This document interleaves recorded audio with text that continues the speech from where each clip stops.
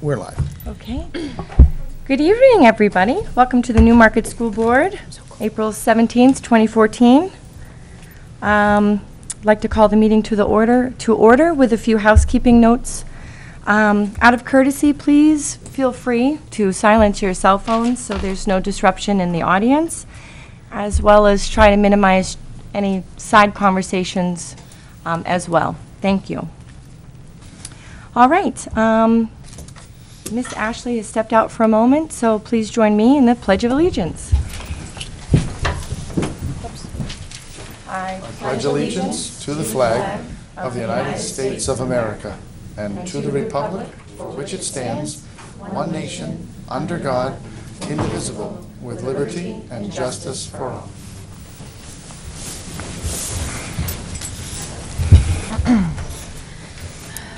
All right.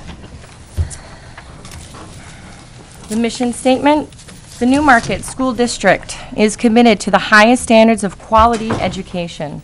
We ensure a safe and successful learning community. We embrace diversity and respond to the social, emotional, intellectual, and physical needs of every child. We strive to work with the broader community to ensure that students develop lifelong skills, enabling them to be contributing and productive members of society. So we don't have any recognitions for this meeting this evening, but the public is welcome to make any comments.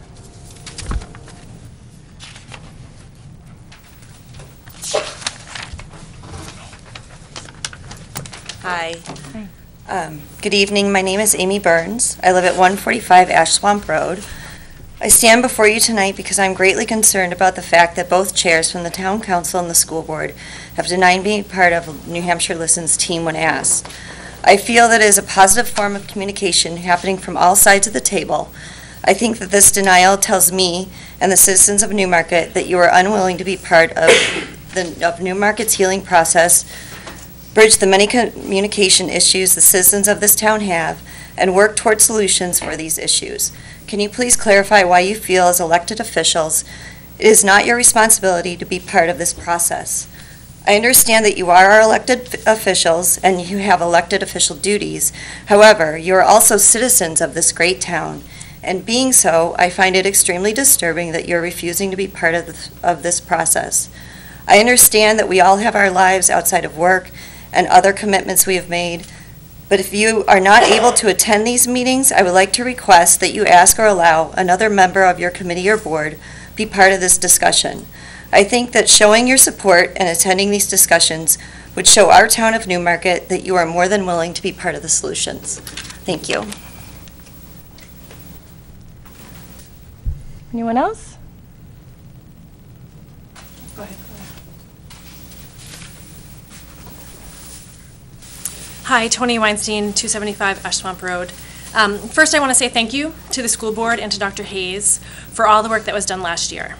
A lot was accomplished through the budget process, and the community is grateful.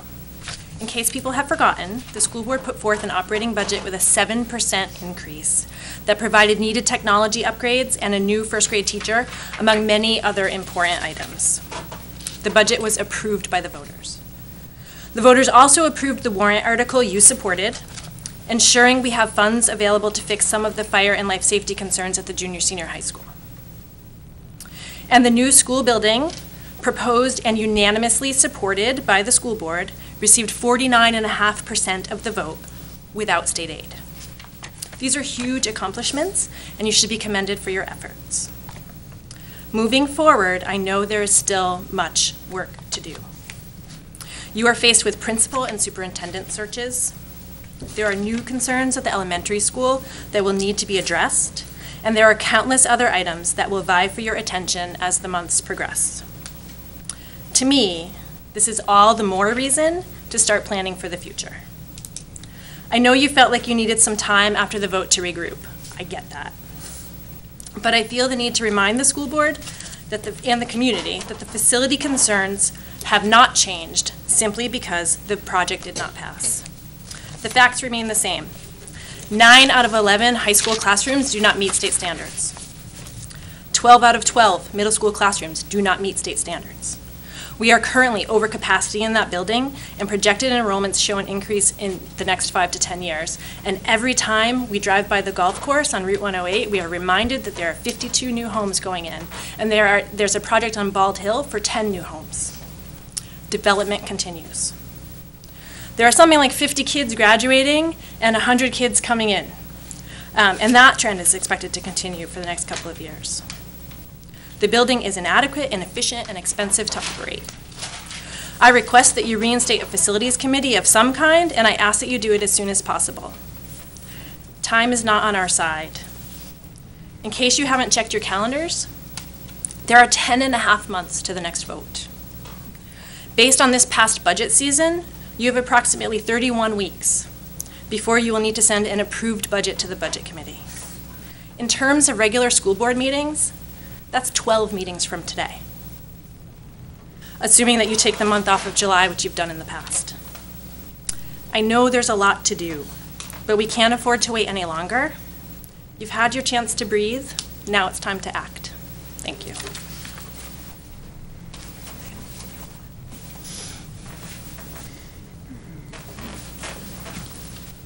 Hi, Judy Boutot from Cushing Road in Newmarket.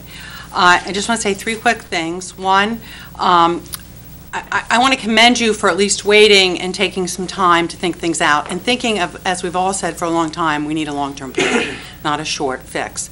Secondly, I also want to commend you for not joining New Hampshire Listens. I absolutely commend what they're doing. I absolutely do, and I think a facilitated group is a great thing, but they are a group. I could come in and say I want to go and I'm getting a facilitator from Boston College and I'm going to start Newmarket Listens.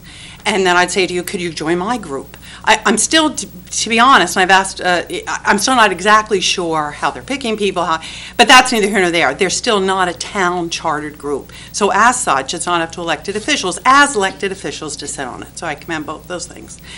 And third and lastly, while you're thinking of what to do about the school, I would wish that you would keep in mind what I personally think is basically the only solution, which is regionalization and tuitioning. And I know it's been looked at many times, but my personal thought is that if it had been looked at with the vigor to build a school, we would probably have a tuitioning agreement today. It's a tough thing to do. I know. I came from a school that ended up tuitioning while I was there. It means the end of a Newmarket high school, the end of Mule basketball at the high school. It means all that. But what it does mean is we could then take an end to the high school issue and concentrate on having an excellent, the best in the Seacoast elementary school, which is going to need work. And we don't have to go to any one town and say, you know, take 500 of our kids. We could do what Barrington does and say, be our school of choice. We'll probably give you 200. We'll go to Portsmouth. We'll give you 100. We'll go to Epping. And we'll have many choices for our students. It's about time we quit looking at ourselves as a rich, large town. We're not. We're the second poorest town in the Seacoast, and we're only 8,000. And we need to consider a tuitioning, at least look at it. We absolutely owe that to the taxpayers, and even more importantly, we owe that to our children. Thanks. Any other public comments? Hi guys, my name's John Nolan. I live at 42 Lamprey Street in Newmarket. Looks like you guys are looking at a pretty fun year this year. Good thing you're all independently wealthy, I know. Jokes. Just a little levity. I don't have anything mind-blowing to say, just to sort of echo the comments of a few of my fellow townspeople. You know, I guess the reason I'm standing up is that, you know, in the time that I've lived here, I've never seen, regarding the school issue, I've never seen an issue of any kind be at the forefront the way that this is. And my hope is, in spite of the clear, sizable challenges that you guys face, that you try your best. My hope is that you try your best to get a solution on the ballot next year. It might not be possible, you know, and that'll be disappointing, but it'll be more disappointing if there is seemingly no effort, to the extent that, you know, I can, as a citizen, can be helpful, or you can express how we can be helpful as citizens. You know, I'm happy to do my part in whatever way I can, parallel to what I'm asking of you.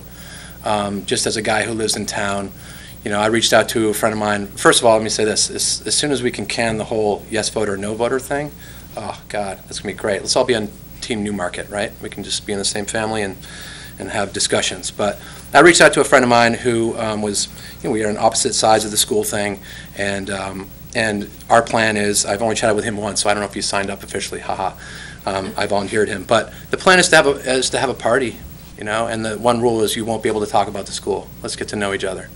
Let's get in a room, let's have a bite, let's have a chicken wing and a beer and play some tunes, and let's start there, let's get off Facebook and let's find out who's behind the avatars on Facebook, and let's get together, because, we're talking about the school now, or I'm talking about the school now, but we're going to be talking about the dam, and we're going to be talking about the X, the Y, and the Z, and if we can't find a way to just be townspeople and try to be, to engage one another and disagree without being disagreeable, then I feel like we're sunk. So I have that to say, and I have to say, just again, echoing what some other folks have said, please try your best to get a solution on the ballot. Thanks. Anyone else? Okay. Moving on to the approval of minutes. Minutes of April 3rd. I'll make a motion to accept the minutes of April 3rd. I'll second that. Any discussion? Okay, all those in favor? Aye. Anyone opposed? Okay. Minutes of April 3rd, non-public meeting. I move to accept the minutes from the non-public April 3rd. Second. Any discussion? Okay. Seeing none, all those in favor? Aye. Any opposed? Okay. Minutes of April 5th, 2014, our school board retreat. I'll make a motion to accept the minutes of April 5th school board retreat. I'll second that. Any discussion? Hold 30 seconds.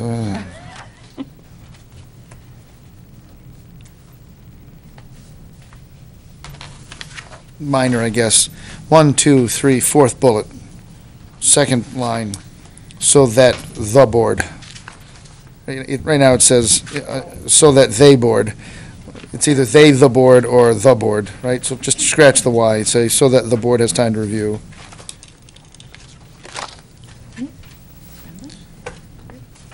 All right, any more discussion? That was it, I guess. All right, all those in favor? Aye. None opposed? All right, on to committee reports. Ashley? Okay. We have Wellness Day tomorrow, and the first thing is we have a guest speaker in the morning, and that will go to about 8:45. Nope, sorry, 8:25, and then we'll have a quick break for a snack, and then sessions will begin at 8:45 and go till about 11. And there's about 35, probably a little bit more than 35 different vendors coming. And just to refresh your memory, we have some art therapy, we have Russian ballet, healthy relationships, fencing, CPR, hip hop, and then a bunch of other ones. So that's for that. The talent show was last Friday, and in third place, Liza Linehan. She sang. In second place, Simon Chan, and he danced. And in first place was Jenna Balajaram, and she recited poetry. Tonight is game show night in the band room, and that's at 7, and the National Honor Society put that together. Track and field has a meet this Saturday at Belmont. The boys baseball team is 0-1, and the girls softball team has yet to have their first game because it's been canceled and canceled and canceled. So we're hoping that we can play at PCA tomorrow. Middle school has started practicing, and they'll have games after vacation. And the senior class is doing a fundraiser. On April 25th from 5 to 7, we're having a comedy night at the Stone Church. And we're going to have Justin McKinney, Abhishek Shah, I probably ruined that name, and Sham Tumulty. And so that's going to be really fun. And tickets are $20 a single and $30 for a couple. And I have some with me if anyone's interested. Yeah. Can you buy tickets at the door, or you have to buy them ahead of time? Yes, Limited, I isn't think it? so. We're hoping to, That's great. yeah, we're hoping to sell them all by, well, the end of the week. and then over the vacation.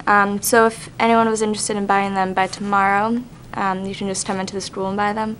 But over vacation, you can email Jamie Hayes, not to be confused with Jim Hayes. Will you back up and do that date? What day was that again? April 25th. The 25th? Yeah, and it's at the Stone Church. Yeah. What time? 5 to 7. 5 to 7. Mhm. Yeah. It will be kid-friendly, right? That's good to know. No, it's not going to be kid-friendly, that's going to be adults? 18 and over. Oh. Yeah. So.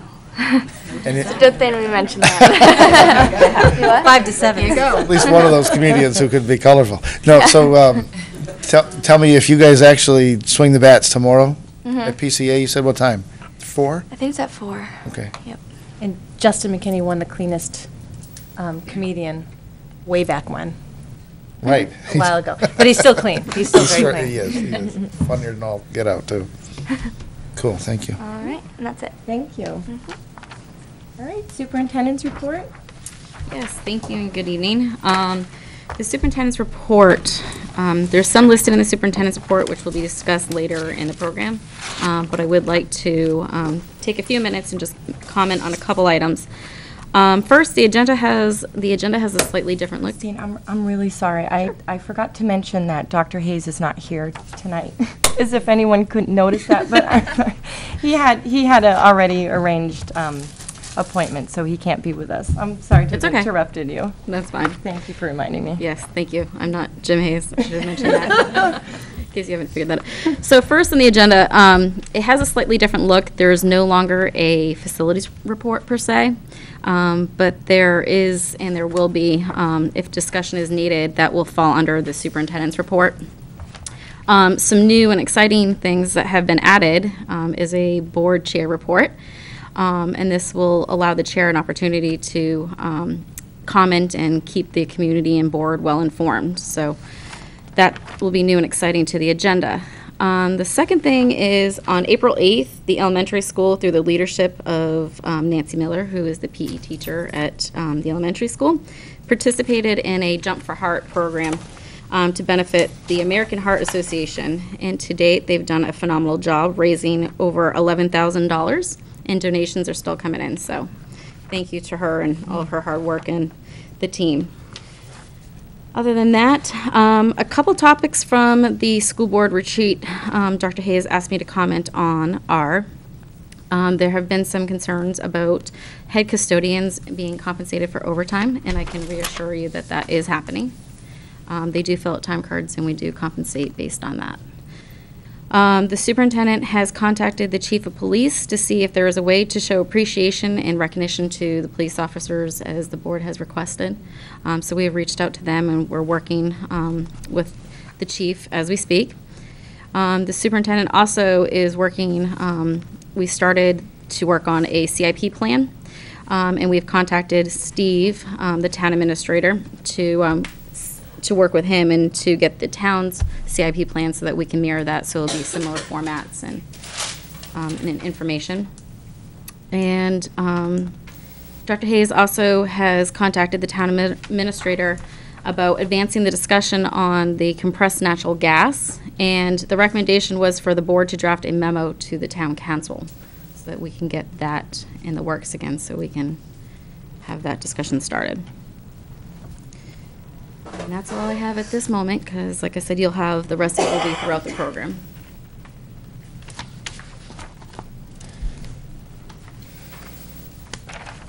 All right.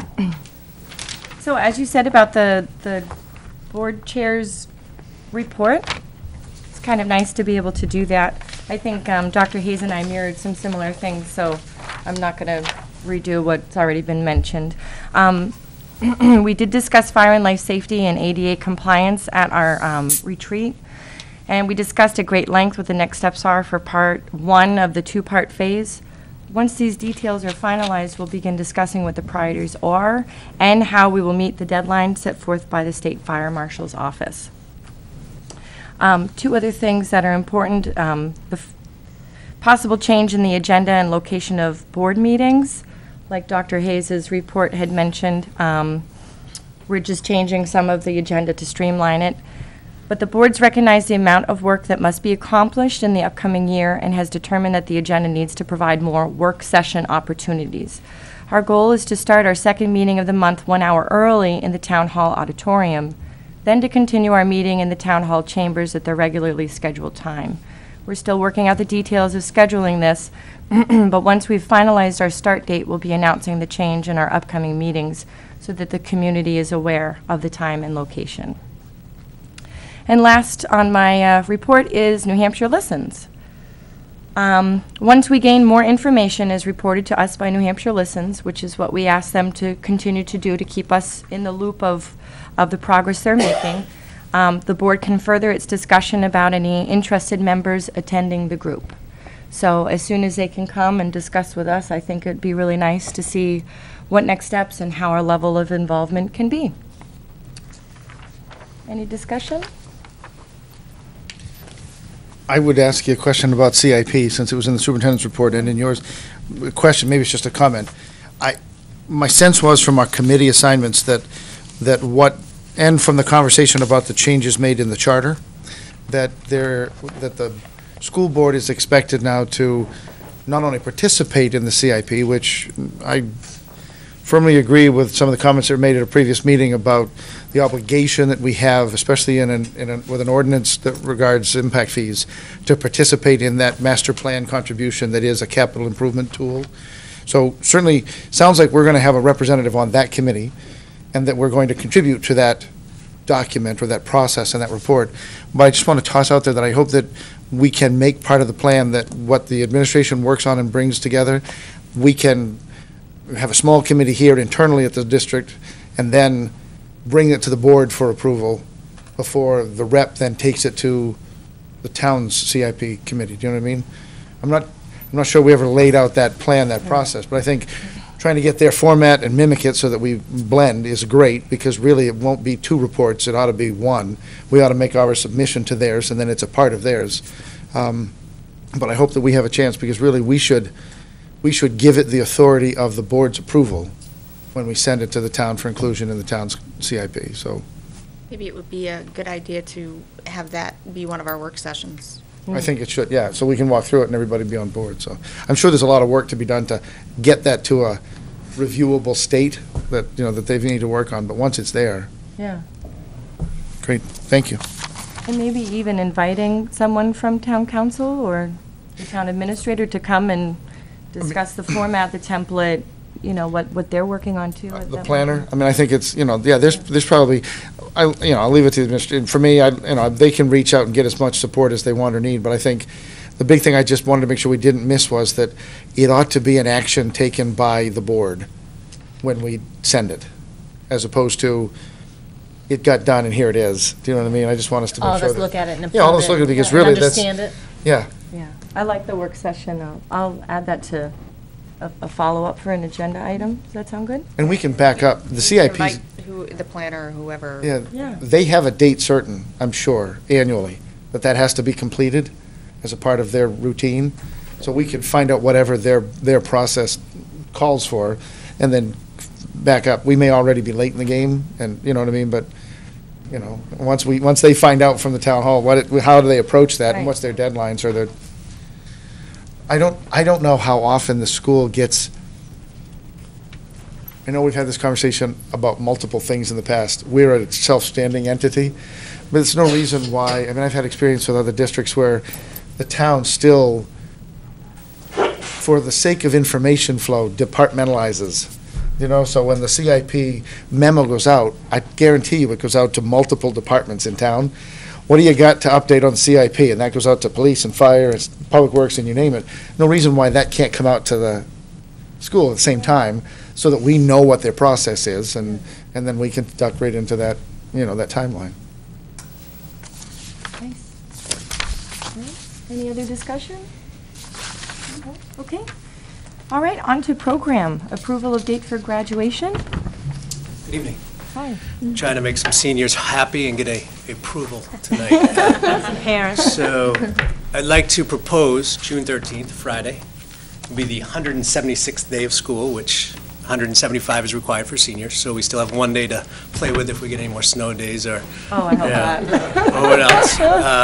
But 6 o'clock The room cough. in the gymnasium would be our proposal.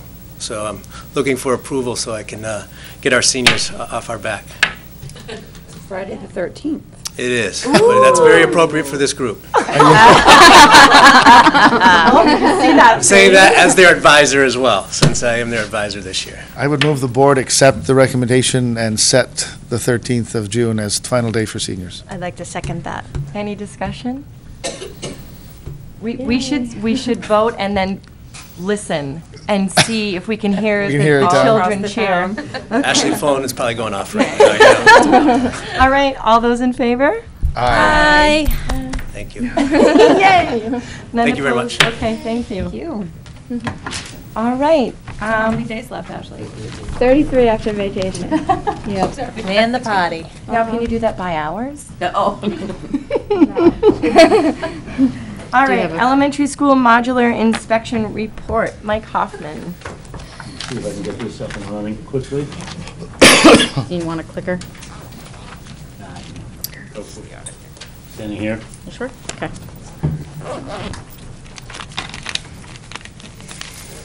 Get out of your way. Beneficial? Yep. I don't know if that's beneficial or harmful for the folks viewing at home. I was asked to go to the modular classrooms, which in code speak, those aren't modular construction, that's manufactured construction. It's a different caliber.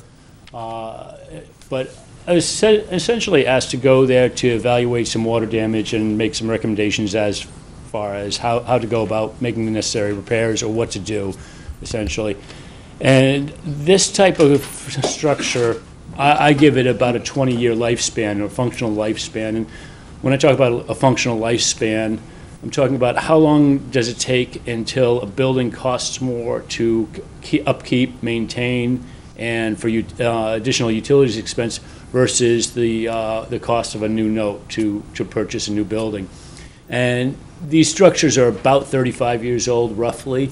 And they're pretty tired. And these ones were put in before some new regulations, or since '94, when they created regulations where this type of structure would be put on a concrete pad. So these structures are placed on sand, on concrete blocks, and the concrete blocks actually aren't even in the correct orientation. My first observation was it appeared that the roof line had peaks and valleys. And anytime a roof line has peaks and valleys, it means the building's moving, it's differential movement, and that's a bad thing. Buildings should never move in different directions at the same time. So I took this photograph, it doesn't really show it. I thought it actually had a dip in the middle. It actually has an S shape on the eave line. But as I got into the building, and they were showing me water damage over by the windows, but I saw something else that was pretty interesting. This is called door racking, and it's when a building starts to take on the shape of a parallelogram, and that's a real bad thing. It's as with a cardboard box, as it is no longer true, the columns are no longer perpendicular, and it just accelerates in time. So what you see here is about 1.25 inch gap on the right-hand side of this door, and about 3/16 on the left-hand side. So, and then cracking on the sheetrock as well. Can I just point that out You in bet. case anyone can't see it? So this right here, you mean? Yeah, And then this is the cracking. absolutely. And you can see daylight. You do see the daylight. As you step back, you see right into the next room. But this is and I don't want to be an alarmist, but this is definitely a concern. And especially concerning is that there aren't what we call brace walls. So if along a long wall, if there's a perpendicular wall, that supports it. Well, in these buildings, there's long expanse walls without a brace wall. So there's a long period of time before there's some perpendicular wall to help brace it and support it. This is, in this structure, the only brace wall, and it's moving. One of the emergency exits, it only opened about, actually this was, I didn't have my camera the first time I came back, and I was snapping pictures with my cell phone, and they didn't come out that great, so I went back another day. And it opened more the next day, but this opened to roughly 30 or maybe 40 degrees, and that yielded about a 9-inch opening between the door and the railing, which I can't get through. Luckily, there are other doors in the area, but anytime an exit door doesn't work, that's pretty concerning. What's stopping it? Like, The landing. The land is hitting the landing, yes. Yeah, the landing's moving up and the building's moving down. And a lot of this could be frost movement too, because none of these are built on frost-protected foundations, so they're not going down 4 feet. They're just sitting on sand. So they do go up and down, and you can have floating structures. Many garages are a floating structure. They don't have 4-foot deep foundations. They just go up an inch every winter, come back down every spring, but they come down as a unit. And as long as they're moving in a unit, it's pretty good. It's when things move differentially that it's not good. So Mike, you're saying that the porch is staying still? And Well, everything's moving. Okay. So basically, the porch is going this way? Porch went up more than the trailer, more than the modular, as you would call it, but a manufactured structure. I took a plumb reading on the east wall. Well, it's actually, the east-west movement, so that's actually going this way, so side to side on the short axes of the structure. And it's 2.5 degrees out of plumb and 2.7 in the other direction. So the 2.5 was in the direction that you saw the door racking, but the whole structure is also leaning towards Newfields. It's going that way. It's actually moved towards, the whole structure has moved quite a bit in that direction, which this is showing the cement masonry units. They're not designed to be laid on their side. They're very weak on their side. They're designed to be rotated as the top one is. But this one's already crushed. One piece is broken away. This is already failed on this side. This cell is completely, it's non-structural at that point. It's just hanging there. Can I ask, is this because building codes have changed? Yeah, the time, when this was set, I'm not even so sure New Hampshire had a regulation as to how they were set. I don't know as if, I know that since then that there is now.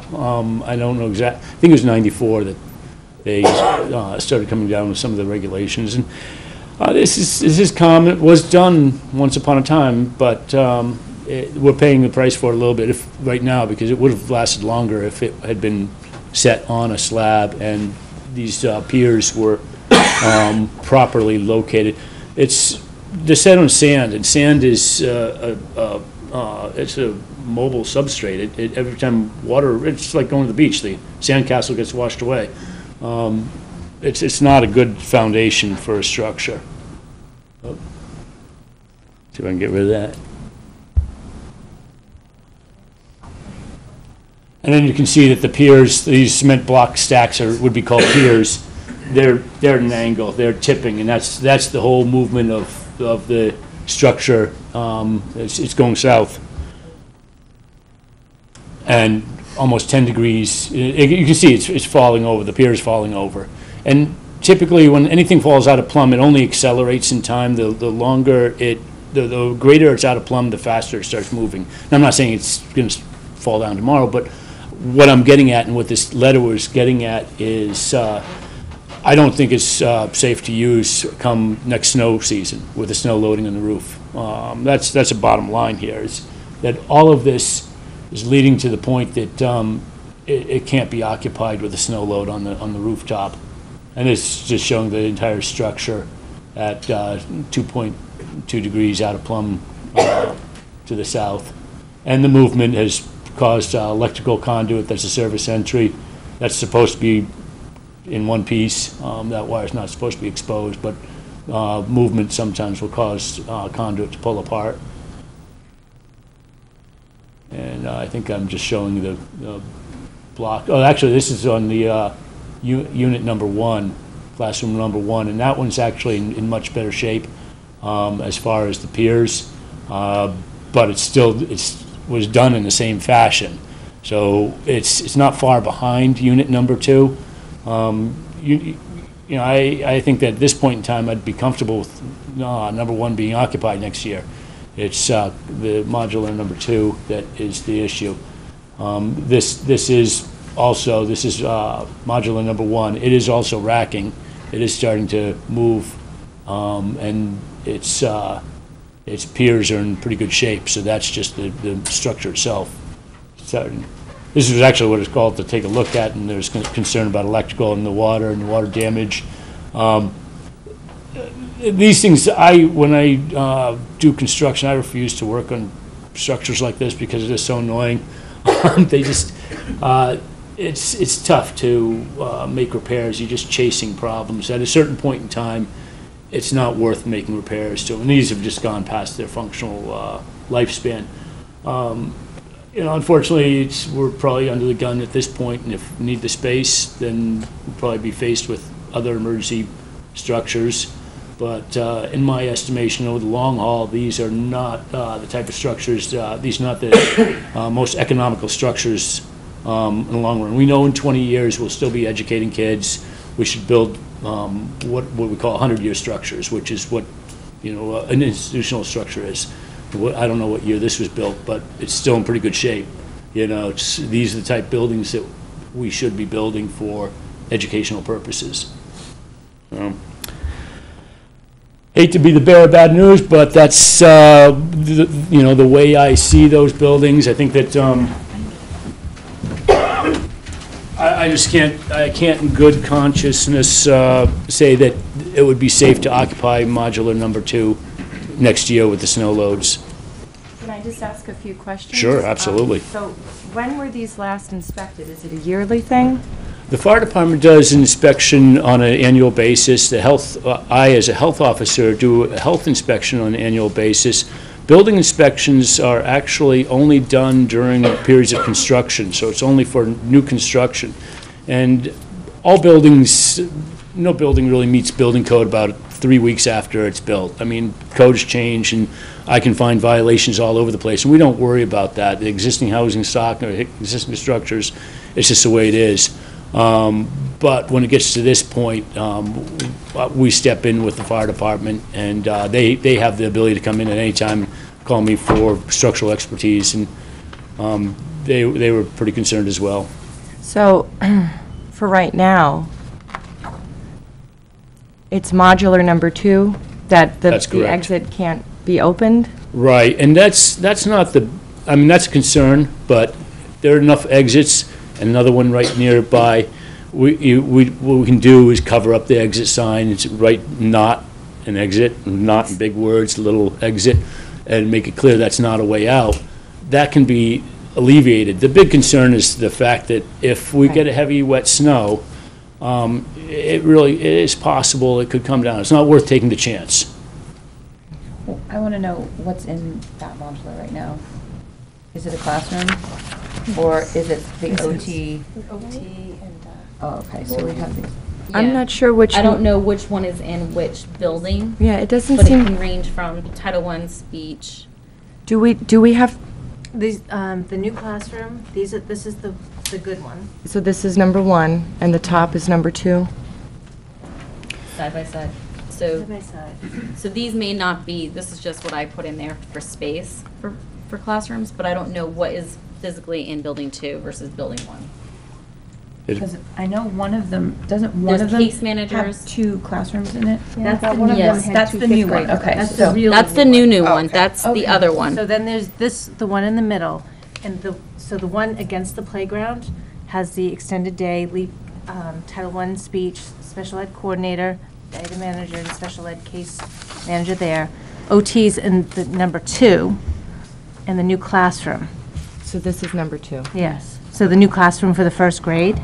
No, that's not up Okay. there. This is something else. This is the Oh. proposal that we're going to talk about. Oh, This okay. isn't the layout that's currently there. So we That's what don't... I'm trying to say. This is the new one. This is the new. Capiche. So we don't know... I do not know what is in modular 2.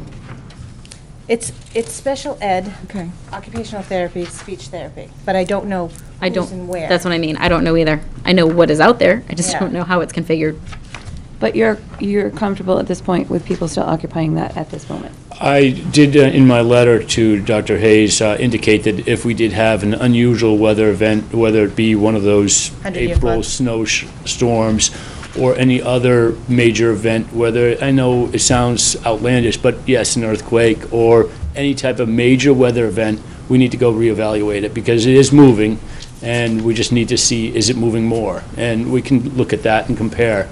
My biggest concern, quite honestly, is snow load. When we can have 40 or 50 pounds per square foot on a roof that's moving. That's the biggest concern. So I think we're fairly safe for this year. I think we are reasonably safe for this year.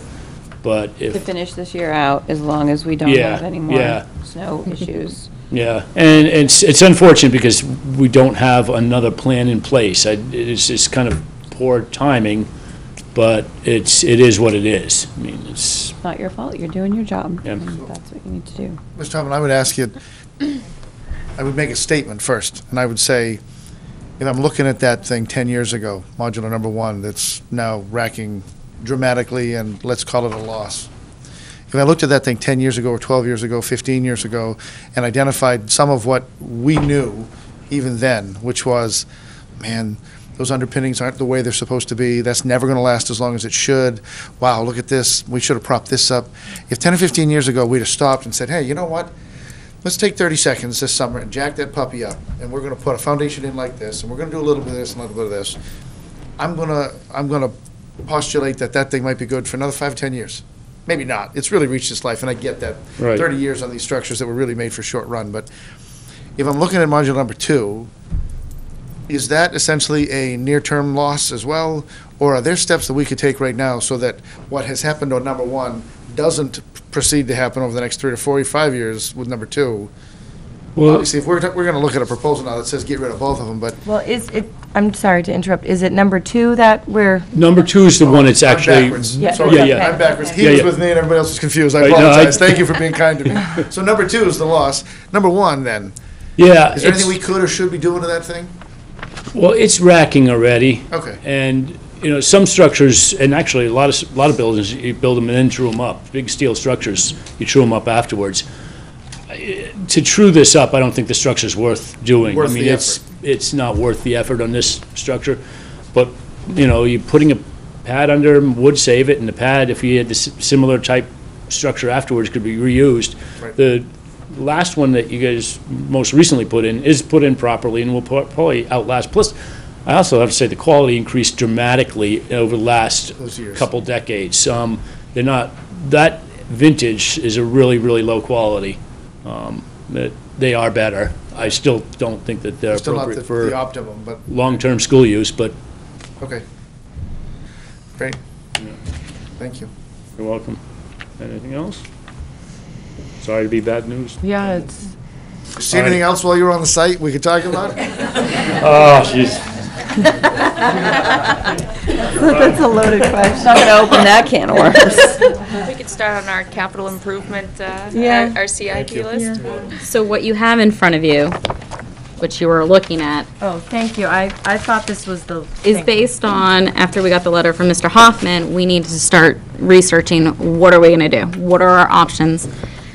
And so yesterday, myself and the assistant principal, Deb Raffo, and Brian O'Connor, the head custodian, we took a trip up to Ski Ivy, who does the modulars. And we said, well, what do you have? What can we do? What is our options?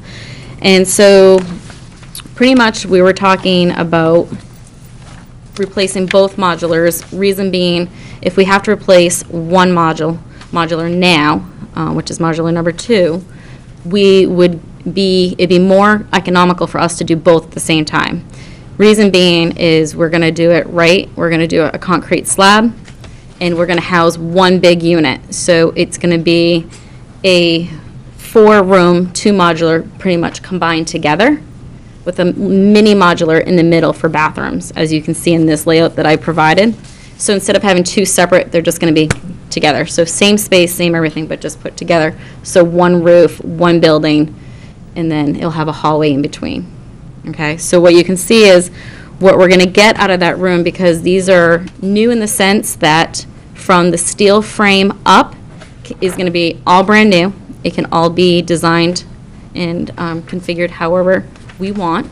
So that gives you some flexibility to get additional space and use it more efficiently. So the only thing that would be used in this is the steel frame and the rubber roof. Okay? So that's the first option that you have. The steel frame was, I don't know, not any good?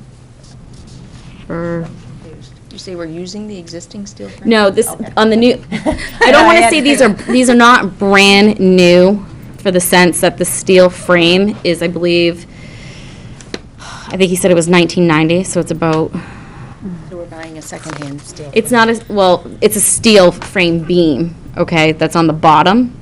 And maybe Mr. Hoffman, you can speak more to about that and how long that would last. But we've been reassured that these will last just as long as the ones that we have out there, because it's a steel frame, it's just a steel beam, and everything above that up to a rubber roof is all brand new.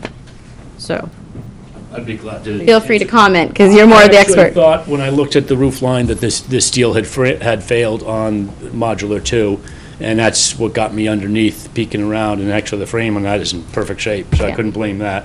So the frame, and that's what makes it manufactured, is the 2 frame rails with axles and tires, and that's what is the difference between modular and manufactured. These are truly manufactured.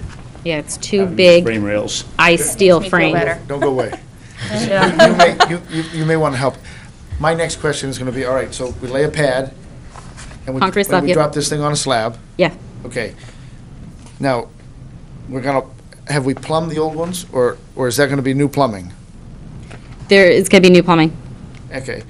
And the last time I dropped one of these in, we put a ramp on it.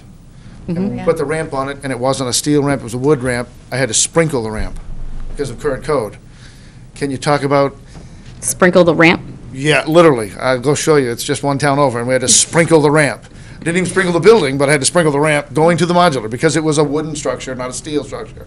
So we have to ramp into this thing. And it's a school, it's going to be sprinklered, So the modular's going to be sprinkled. yeah.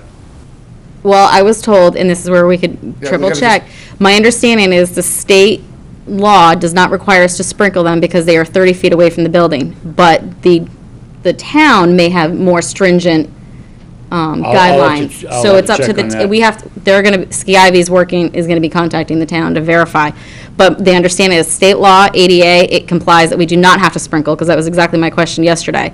And they said we do not have to. However, if the town has different requirements, which they can, above and beyond state, then we may have to sprinkler. Well, So, We dropped it in 20 feet away and thought that we were okay, and somebody said, oh, 30 feet, and maybe that's It's why we 30 had to feet. sprinkle. I It- just know yeah. that there are so many ripples. You mentioned, I loved it when you said, you build the structure, 3 weeks later, it's out of code. Before we talk really about numbers, let's make sure that we've talked about everything we're gonna have to do to bring it to code. We're gonna connect it to the phone system, we're gonna connect it to the alarm system, we're gonna connect it to the intercom has to be, system. yeah. We're gonna, by the time you get done, I wanna make sure that it's a fair up and true up kind of topic when we talk about this is what it's gonna cost, because it doesn't look like we have a choice but to do it, but I just wanna make sure that. Absolutely. I know that- All of those things will definitely have to be answered, so. the 30 feet is definitely key, especially for the sprinkler system. So we definitely verify that. It will be hooked up to the fire alarm system.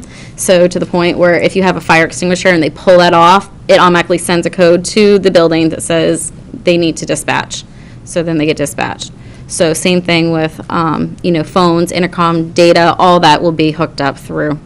The prices that you're seeing on the back, just didn't want to jump to it, but I will mention it. It's complete 100% turnkey, okay? Because when I did speak with them yesterday, if we do decide to go forward with this and we want these installed for next school year, we have to act by the end of May in order for them to actually build this, because this is going to be custom to however we want it. Again, from the steel beams up to that roof, you can design it however you want to configure it. Now, when you say that's turnkey, Turnkey, everything. That goes pad, demolition, pulling out the other compliance, ones. They all can that? bring in the new fields, they can bring them wherever they want. Okay, thank you. That's the ramps, the wiring for everything, hooking up of everything, 100% done.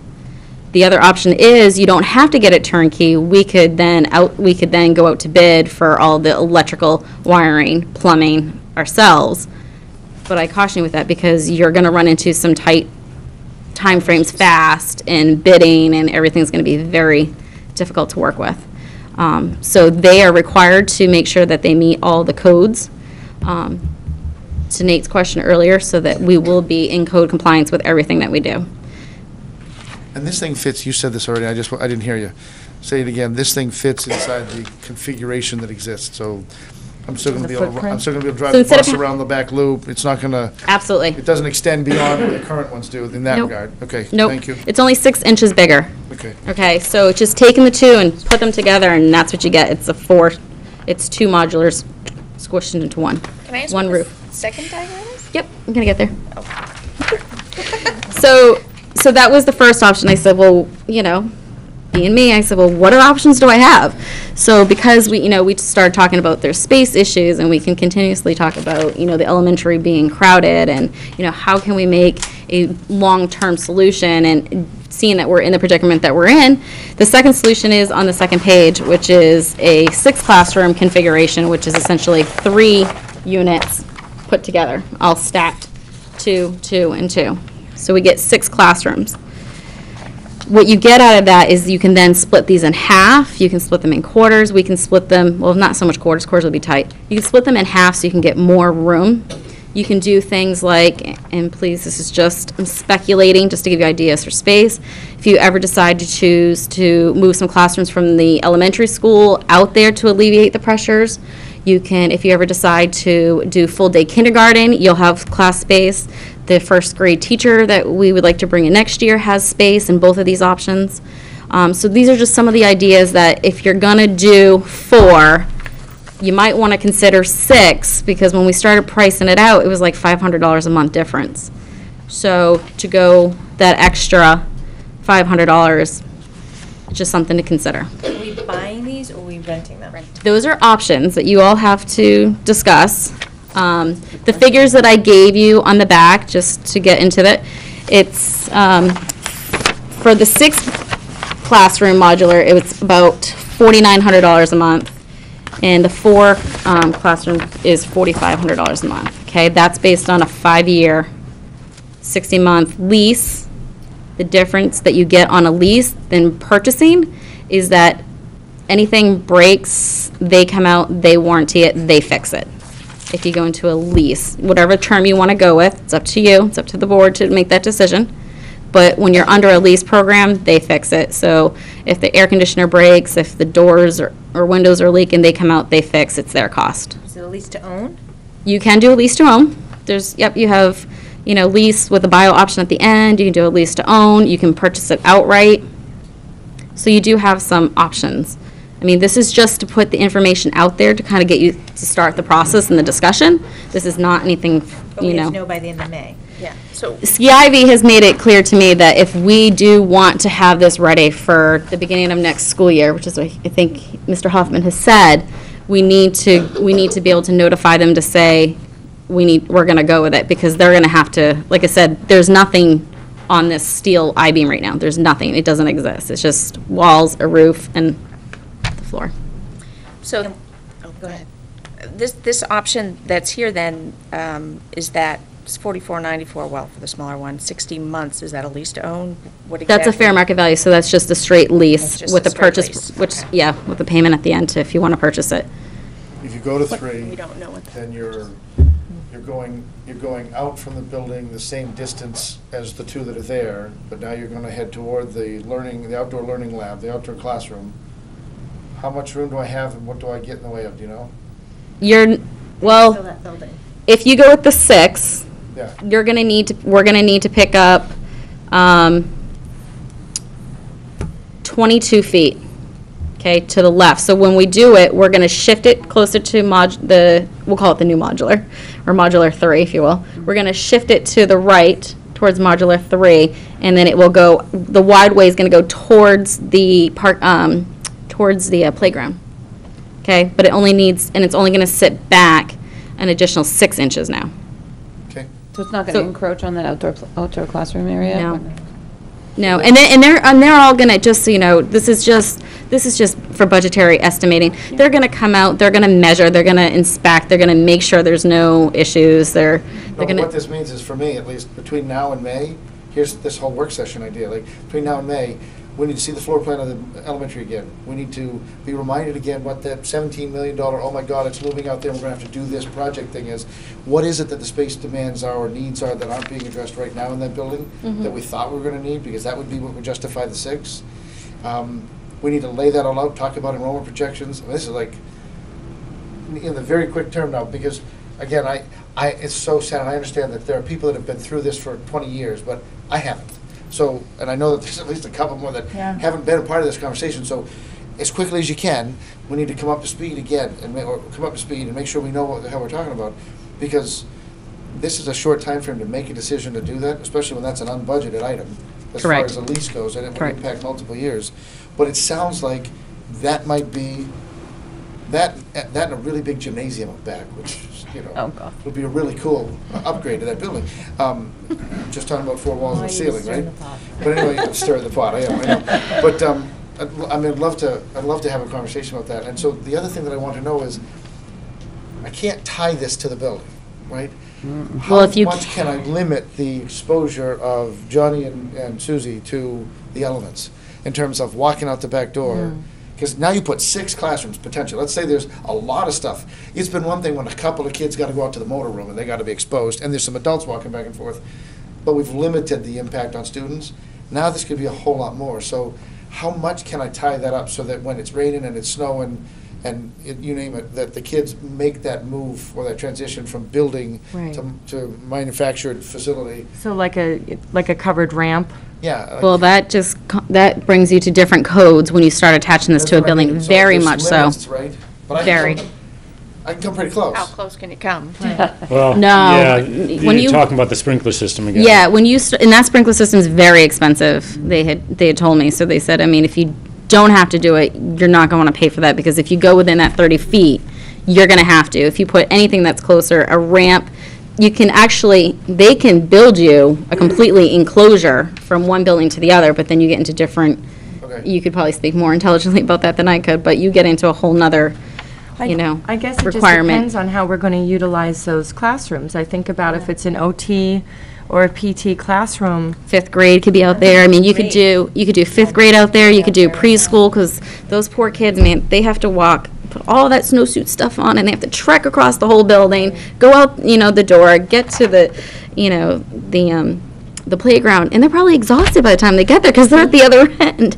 So, I mean, those are... Too.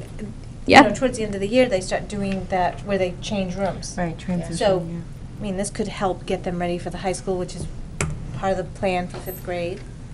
I mean, it's all ideas that obviously we're going to have to discuss. This is all discussion. Jim, just so you know, Dr. Hayes has not even seen this because he was not here today, so this is just for you to start get that conversation going. You can get some public input, you can, get those wheels going. Can I ask what we're currently paying right now for the number 3 modular? We're paying nothing right now. I think we own, yeah. We Did bought we that buy out that? last year. I wasn't sure if it was that. Nope, we or bought the it other out. ones. All right, good. I'm Yeah. glad. Can we get some more price options, like you said? We can. With the, This is worst case scenario, just so you know. I said, just give me worst case scenario. They're going to fine tune those numbers based on, what we choose. I mean, you don't have to go concrete slab. You can do piers. And I was like, no, we're going concrete slab. I'm like, there's no ands, ifs, or buts up that. Because that's what we have on the other one. yeah. Well, the piers are different, I believe, because they were talking about concrete piers, Okay.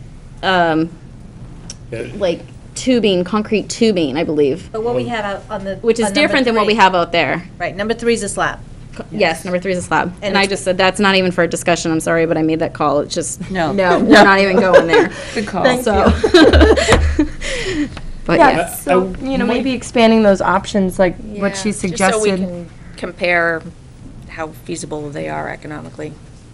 Nathan, maybe, do you know, I mean, I reached out to my peer group to see who else was out there for modular companies. Triumph. Okay. But also- The only one, okay. Schiavi and Triumph are the only two that come That's to what I mind thought. quickly. I knew there was There's a- one other, but I There's a couldn't third think one of that I've seen, but it's been a long time. I'll have to get in my files and see if I can find a name. But that was the name that I was looking for. I knew there was like 2.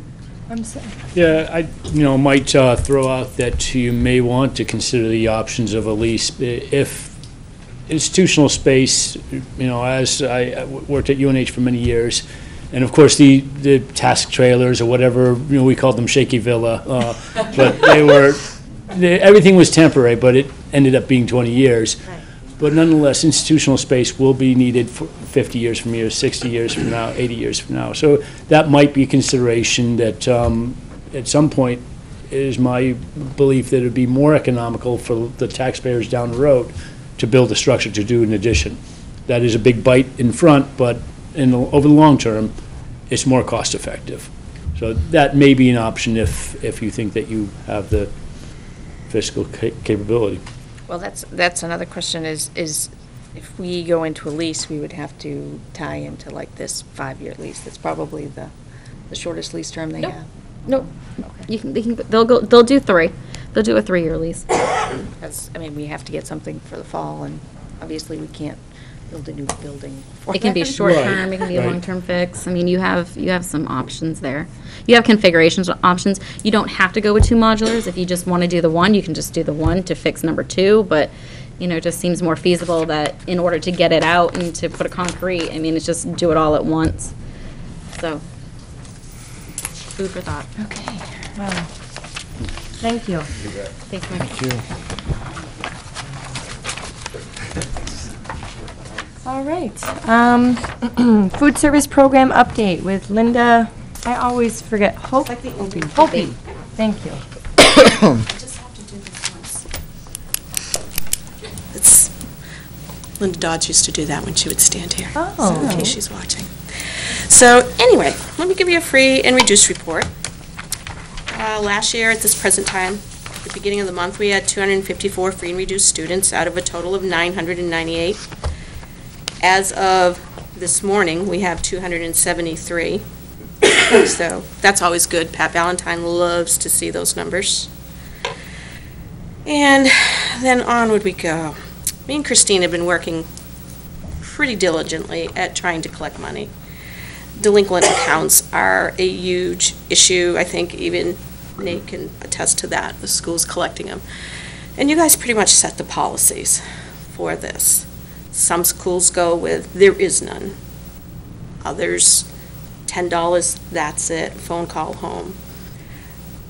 Christine and I kind of came up with this that really gives the parents quite a long time to try and get that money in, with a lot of notices, and we're going to start letting you know if you have your email, if your email address was given to the school, Infinite Campus, I'm able to send a blast out saying your balance is getting low.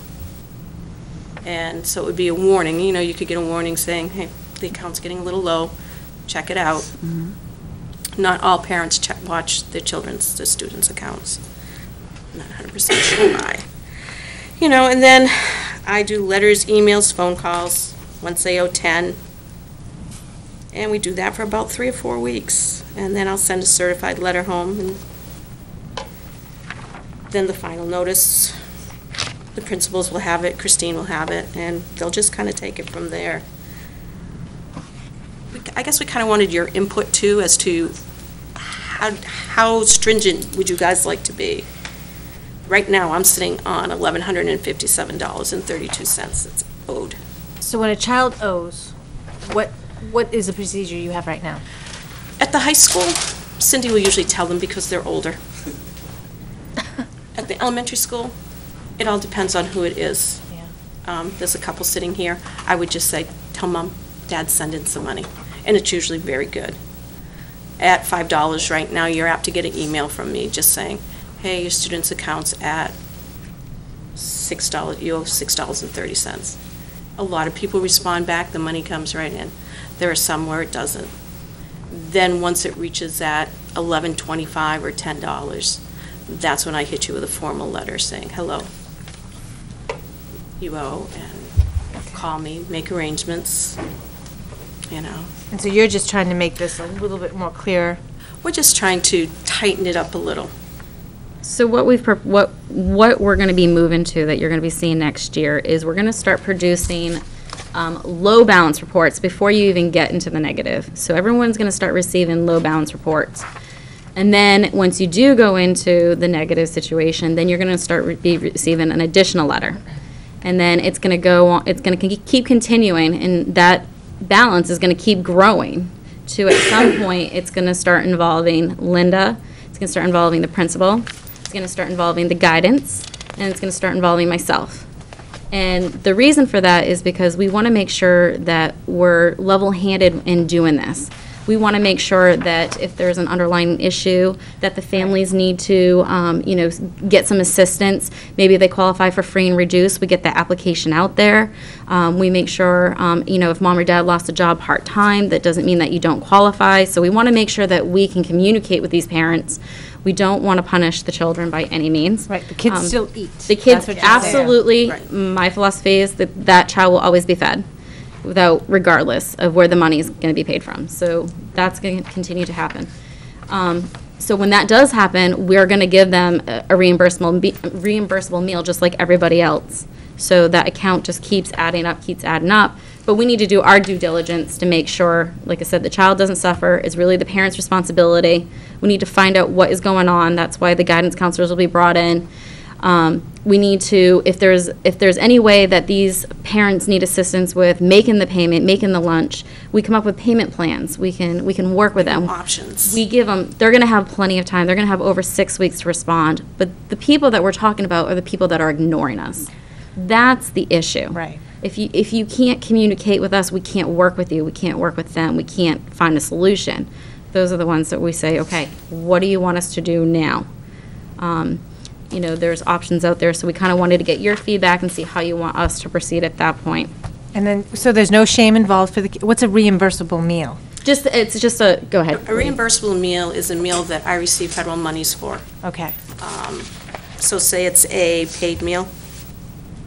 It's a meal. It's It's whatever the meal that everybody else is getting. Okay, right. We're not talking about a punishment meal we're just talking about a meal. Yeah. But it doesn't It's include. not giving them just a sandwich and a milk, Okay. and I can't use it as a meal. I can get like $15,000 back at the end of a month for reimbursements. Okay. And if we don't count those kids, there's quite a few of them at a certain time, you're just giving them a sandwich and a milk. I'm losing more money. And just so you know, because I know there's some new board members on the board who don't know this, but at the end of the year, if the food service is in a deficit for not collecting lunch money, the general fund has to pay that. So just so you know. Can you speak to that deficit right now? Yeah. Am I misinterpreting the last page? Yes, Yes, you that's are. not the, that's, Yes, okay, you that's are. that's a You're different scaring the deficit. You're scaring the crap out of me. She said No. $1,100, and that's not what I'm No, saying here. you're talking two things. That's First, let's just continue with the bad food lunch meal debt. Well, that was Okay. a lot of money out, let me tell you. Linda, I just want to say, I want to make sure I say this to the board. Your program runs 300 plus grand a year? Yeah, it was 295, 300? Yeah. Yeah. $1,100 is not a crisis. Right. But it's $1,100 is a crisis if what you're telling me is you got 3 families who owe us $1,100. Right. But if you've got I have over Johnny and 1,000 Susie that owe me 50 cents. Yeah, I mean, if you've got 1,000 kids in the school, and you've got $1,000 owed, then each kid owes us $1. We're not in a crisis mode right now, we're just talking about how to deal with this. And so, do you know what I mean, like, you got a perspective. Few offenders that they add up. And if there are offenders, we need to talk about that. One of the things that I would love to say is, I'm a real advocate, I'm a real opponent of the shame meal. I'm a real opponent of the lunch lady having to look at Johnny or Susie and say, I'm sorry, you get a cheese sandwich, shame on you for not being wealthy enough, or shame on your mom for not being awake today to give you a check, or whatever it is. I don't want that to be the relationship our food service crew has. And I love the fact that because I'm hearing it, I know the nurses are busy, but forgive me. I got nurses, guidance counselors, I got special needs staff, I got assistant principals and principals, I got a whole lot of people in the building, and teachers, not to mention, who can work with Johnny and Susie and can work with mom and dad And to try to get this resolved. That's usually what, a lot But I of know- times I do, I go right to the Go teacher. right to them, and let's I put go those right to the resources, teacher because and say, there's hey, there's another can I piece show of her? this. What's the deal here? Do you know something I don't know? I also want to ask, like, if Johnny owes us $40 on the lunch, but mom and dad haven't had any problem cutting a check for all the field trips that we've just gone on, and they brought in, they managed to collect $100 for the most recent, Jump for Heart? Jump for Heart fundraiser, and, you know what I mean? Let's have perspective again, and if the teacher can say, wow, I don't ever see a problem, Johnny's mom sending in enough money for us to go on the field trips, then now we're being ignored on food service and we're being taken advantage of. I'd like you to act on that with all passion and effort, because that's just unfair. But let's give the benefit of the doubt in the normal course events, so long as it's not a crisis, and let's not punish the child. Let's do everything we can from the administrative side to communicate with mom and dad and try to give them the fairest opportunity. And it sounds like you're heading in that direction. But when it's clear that, that we can do it, we just don't want to do it, then I don't even see anything here about small claims court, but go for it. Well, there is. Well, Knock yourself out. Oh, there it is, yes. Perfect. So I was gonna say, so we need to, there's gotta be a point at which we say, We take care of our neighbor as long as our neighbor's taking care of 5 bounce themselves checks, too. Do you know what I mean? because, unfortunately, we pay for those. We've had 5 bounce checks from one family, and then you talk about, okay, we can see there's a pattern, there's missing books now, there's, it can go on and on. So there's a point of where we say, okay, where are we gonna draw the line in the sand and say, we gotta start seeking and start collecting. And so I want your advice, if you do want us to start pursuing, then. What does the state say about this? Like, where does the state step in? And We've actually have had some conversations about contacting DCYF to get them involved. When it reaches, you're talking multiple weeks, and after we can see there's an underlying issue, that we can reach out to DCYF and ask them to assist and to reach out and, and call home and just to make sure that these children are getting fed. Because if they're not being, my concern is if they're not getting money to be fed at school, are they eating at home? Are they eating on the weekends? What's going on at home as well? So we just want to make sure that. I'm getting the impression that that $1,100 isn't $1 a kid either. No. No. No. No, it isn't. No. In which case, we would be concerned about what's going on outside of the school. Correct. Right. That's our due diligence with, children, is if they're not eating over the weekend, we can, address that. We can, send the child home. And there are resources in town that they can use if they're having. Absolutely. Right. So, and maybe they don't know about it, or maybe they're Yeah. afraid to go to them. They don't know about the wonderful people at the food pantry, And I will comment, because I think a lot of people have a misunderstanding about free and reduced applications are 100% confidential. Your information doesn't go anywhere. It helps us and it helps you, so we welcome, it does. It helps the district because we get federal assistance, so we just want these children to be fed. We want them to have full bellies to be. It's not like the free and reduced kids stand in one line. You have no There's idea. When they go through a line, Differentiation. Nope. there's no way you can tell. There's no cards. You could stand there's right no there and you wouldn't know. different meals, there's nothing. I'm You basically don't the know. only one that knows. Yeah. Because I have to. Yeah, come I through don't the even system. know. I want to, listen, I don't want to be a broken record, but I want to make sure I give us perspective. And I want to remind parents that you can log on to Infinite Campus and you can see what the balance is. I haven't tried yet, Faye, but I will try again to log on, because It's on the top of the menu telling you when to contact Faye. $1,100, I probably owe you 20 of that, right? No, you Because- don't. No, you're good. Because, sweetheart, she eats a meal every day, and if I don't log on to Infinite Campus and check, I don't know that she's also getting a snack every day. Her pal, right, to make I have friends. the kid that likes to buy cookies for everyone. Buy cookies for everyone, right? there you go. We So like when your she kid. finally admits, just because she got dirty eye from lunch lady, because she balances them, she finally admits she needs money. We talked about this. I write her a check. I go, okay, $250, $225, make it a couple of weeks. I send her $25. She takes that check. That just paid off her balance. Now she's negative again, right? So again, I try to get perspective. That 1,100 could be, you could be 50 of Between me and you. Between you and me, we're good.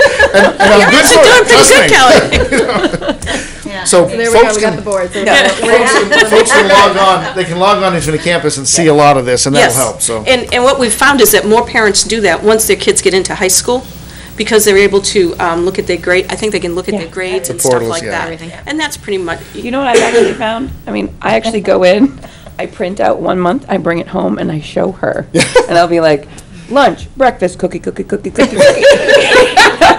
And it's like, I'm okay with buying you breakfast, but yeah, so Right. parents can do that. It's very, we used to say Evan Bodeman kept the very food easy. service in business for You bailed us out one year really well, yes. Penny just kept Likewise. stroking that check. It's user-friendly, I guess is what I'm trying to say. Yes. And once you can get on it and understand how it goes, you can see really well what, and then you can catch your child right that day, hey. Hey, and definitely keep using the technology, because I'd much rather get an email. Yes. Or a Well, I don't like Blackboard stance. Connect or whatever, because, man, for you to have to, if you ever did, and nobody ever has, but if you had to call me up and say, I'm sorry, but you have I'd be like, oh my God, you wasted the time to call, I'm gonna get that kid. Right? I could see Grace running now. Oh. Yeah, okay. And so another thing we're working on is we're going to be setting up credit card payments. That's what we have to do both. So parents will be able to, you'll get that email from me, and like Christine says, a lot of people can put it on their credit card if they don't have the money in their account, and so they can keep their children's accounts. So we haven't had that option, and we're going to do that, so maybe that will help. We've been looking at it, and it's Uh-huh. just a matter of, It just helps. It also helps the cash flow because it's the elementary, the little kids that are bringing in the money, and so sometimes it doesn't reach us because they forgot it. It's in the little pocket that they can't. They forgot was in there. I literally have a parent, I drop her a thing on Facebook, and I say, could you check the backpacks, please? And the next day, he'll come in They're with 2 hoarding checks. the money. Yes, Yeah. yes, Yeah. yeah. It's underneath all the crayons and the gum that they're stuffing in Yes. there, so. So we're just trying to streamline, the flexibility for the parent at home, cash flow, money in the hands of the children, so we're just trying to. So this is the process that you're putting in place, it's not the process that's in place now? Correct. That's what we'd like to, if you guys have some ideas or another way of doing it, please contact me and Christine, let us know, because we're trying to make it fair to the parents too. Because Well, sometimes and- by the time I'm right. getting a hold of you, it's already 2 weeks Right. into it. And everyone's busy. Yes. This. I think Everyone's this- running kids everywhere, and that Right. little email or that letter you got just, yep, okay, I remember it. And then when your kid comes home and says, hey, Linda, the lunch lady just said, send in cash, So just, do you need board approval to start implementing this? I'm not quite sure. You're gonna see, you will be approving it because you're gonna see it in the new handbook. When the handbook comes out, you're gonna see that new guideline is gonna be in there. Right. So you that's where will be you'll- approving it at This is some kind of point. like This is just- pre-notice, kind of. Yeah, it's kind of just for Yes. discussion, We were just just- to, get some feedback from you about how you want Linda to handle it, and, Thank this you is so where much we're for at. showing this and sharing it with us. Well, it's kind of all right, now to the sadder part of my thing. Let's talk money. So you have a little piece of paper there that also has, we'll show that, the Are you group talking summary. like the ugly last page? That's the one. Yeah. Yes. Let me explain what some of that really is. In 2010, we passed the Healthy Hunger Free Kids Act of 2010, which brought on all those lovely new regulations. No child can leave the cafeteria without 3/4 of a cup of fruit or vegetable on their tray, whether they want it or not. Yeah, that's been a real, and at the high school level, it's a cup, whether they want it or not. So a lot of times it just kind of goes right out the door, right in the can, and a lot of it is fresh. Which is So our expensive. costs, I'm in the buyers group, New Hampshire Buying Group. We have a $6 million buying cooperation, I guess you would say. So my prices are kind of set. I have like set prices, they can't go up on certain items. But on other items, a case of fruit cocktail has gone from $20-something up to $45 just since the school year started. Anywhere from a 15 to 20% increase in food costs. My bread has also done the same. I was just at an advisory board meeting with the state, and they suggested now that we get in on with the state bid for their bread, and everything is frozen. The prices are all frozen, so I'm looking into that too. So a lot of things have kind of driven that up. Block scheduling, another one. I like it for many reasons, but when I talked with Chris, block scheduling gets the kids out of the cafeteria, so it releases it, no more overcrowding. They're allowed, a lot of the kids can go home. They can go wherever they want, to eat, to get their lunch. So we lost a lot of the junior, senior kids for lunch. Elementary school numbers are definitely up for lunch, but their breakfast numbers have kind of dropped. When they're coming in, They have so many option of places to go that I'm their last thought. Have some ideas on marketing and. No. What's that? No, elementary is not. Not the elementary. I thought she meant the high school. Oh, the high school, yes. Yeah, I kind of jump around. Okay. Yeah. Living down. There's junior privileges, senior privileges. So like junior Junior, privileges. junior, senior high, right. Well, you know this. No, mine didn't have those privileges. Oh, so last quarter, if they have a certain grade, they're able to leave. And seniors, if they Seniors have. Same thing. they can leave. Like Yep.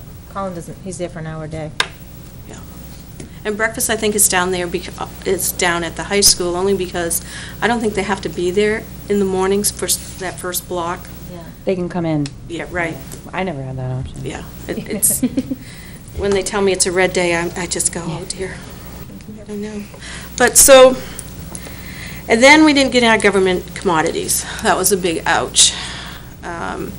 You basically get a case of 40 pounds of meat for $3.75.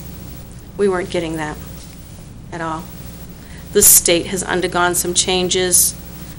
When I was there yesterday, it looks like they finally have fixed a lot of their problems.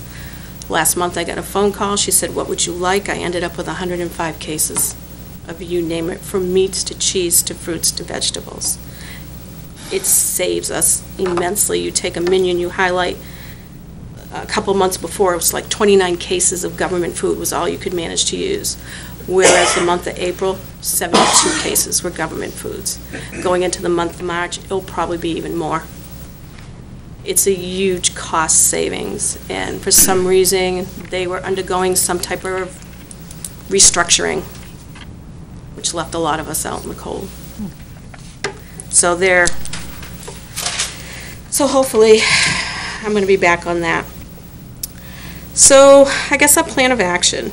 You know, I'm talking with Lisa Kump about the wellness policy, because that too is another thing that has kind of really puts a stranglehold. Our particular wellness policy in our district is more stringent than the government's ideas of what we can sell and what we can't sell, which really limits a lot. It really, that's where you make your money a lot of times, is your a la carte sales at your high school level. So I've been talking with Lisa. We're going to try and raise the participation at the elementary school with the breakfast program. And I keep putting it on the menus, on the back of the menus. It's on the web page. I've got to come up with some different ideas. We're going to put out some surveys to the children and to parents to find out, is your child eating at home? You know, we want to know, are they eating at home and not getting back to us? Or are they not eating and you don't know they can come eat with us? You know, if you get free lunch, you get free breakfast. You know, so we have to do a little more of that. So, you know, and we've also kind of limited down our inventory. At the deli bar, you used to be able to get several different kinds of bread to make your sandwiches on. Now it's gone down to, I think, 3 to 4. The options are much more limited, so we're not keeping so much in our house. So, you know, we have to rethink our market, and we're going to put some surveys out to the students and reach out to the different age groups and see what will make you come in and eat, what will bring you back. You know, why did you leave? Stuff like that. You know, it's kind of a real communication thing that. So you mentioned the healthy Hunger Act. And I know for a fact that there's several boys that come to my home and talk about how they just want a thing of milk, but they have to get the fruit and they throw it away. Yeah. So are you trying to say you want to remove that program, or? Yeah, that program's not going anywhere. That's Yeah, Michelle federal. Obama. Yeah. That's all the schools in the nation are now going by that. I was at leadership in St. Louis. I was sitting with schools from California that used to make over $100,000 a year in profit. They're now in the red. Is that the pick 5? You have 5 items. We're an offer versus serve school. They have to walk out with 3 items on a tray. Okay. And one of them has to be fruit or vegetable. So they want a milk, or they would just want milk and cereal, they still have to get the fruit. Yes, the breakfast. Because even now this year, the breakfast is coming under those guidelines. The sodium requirements are coming under those guidelines. And every time the people who make chicken patties, they have to reconfigure their whole chicken patty line to fit school lunch, which becomes costly for them, because you're not going to see that in your grocery store. It's going to be just for school lunch. And then who do they filter that cost to? When it costs them money, it costs you more money.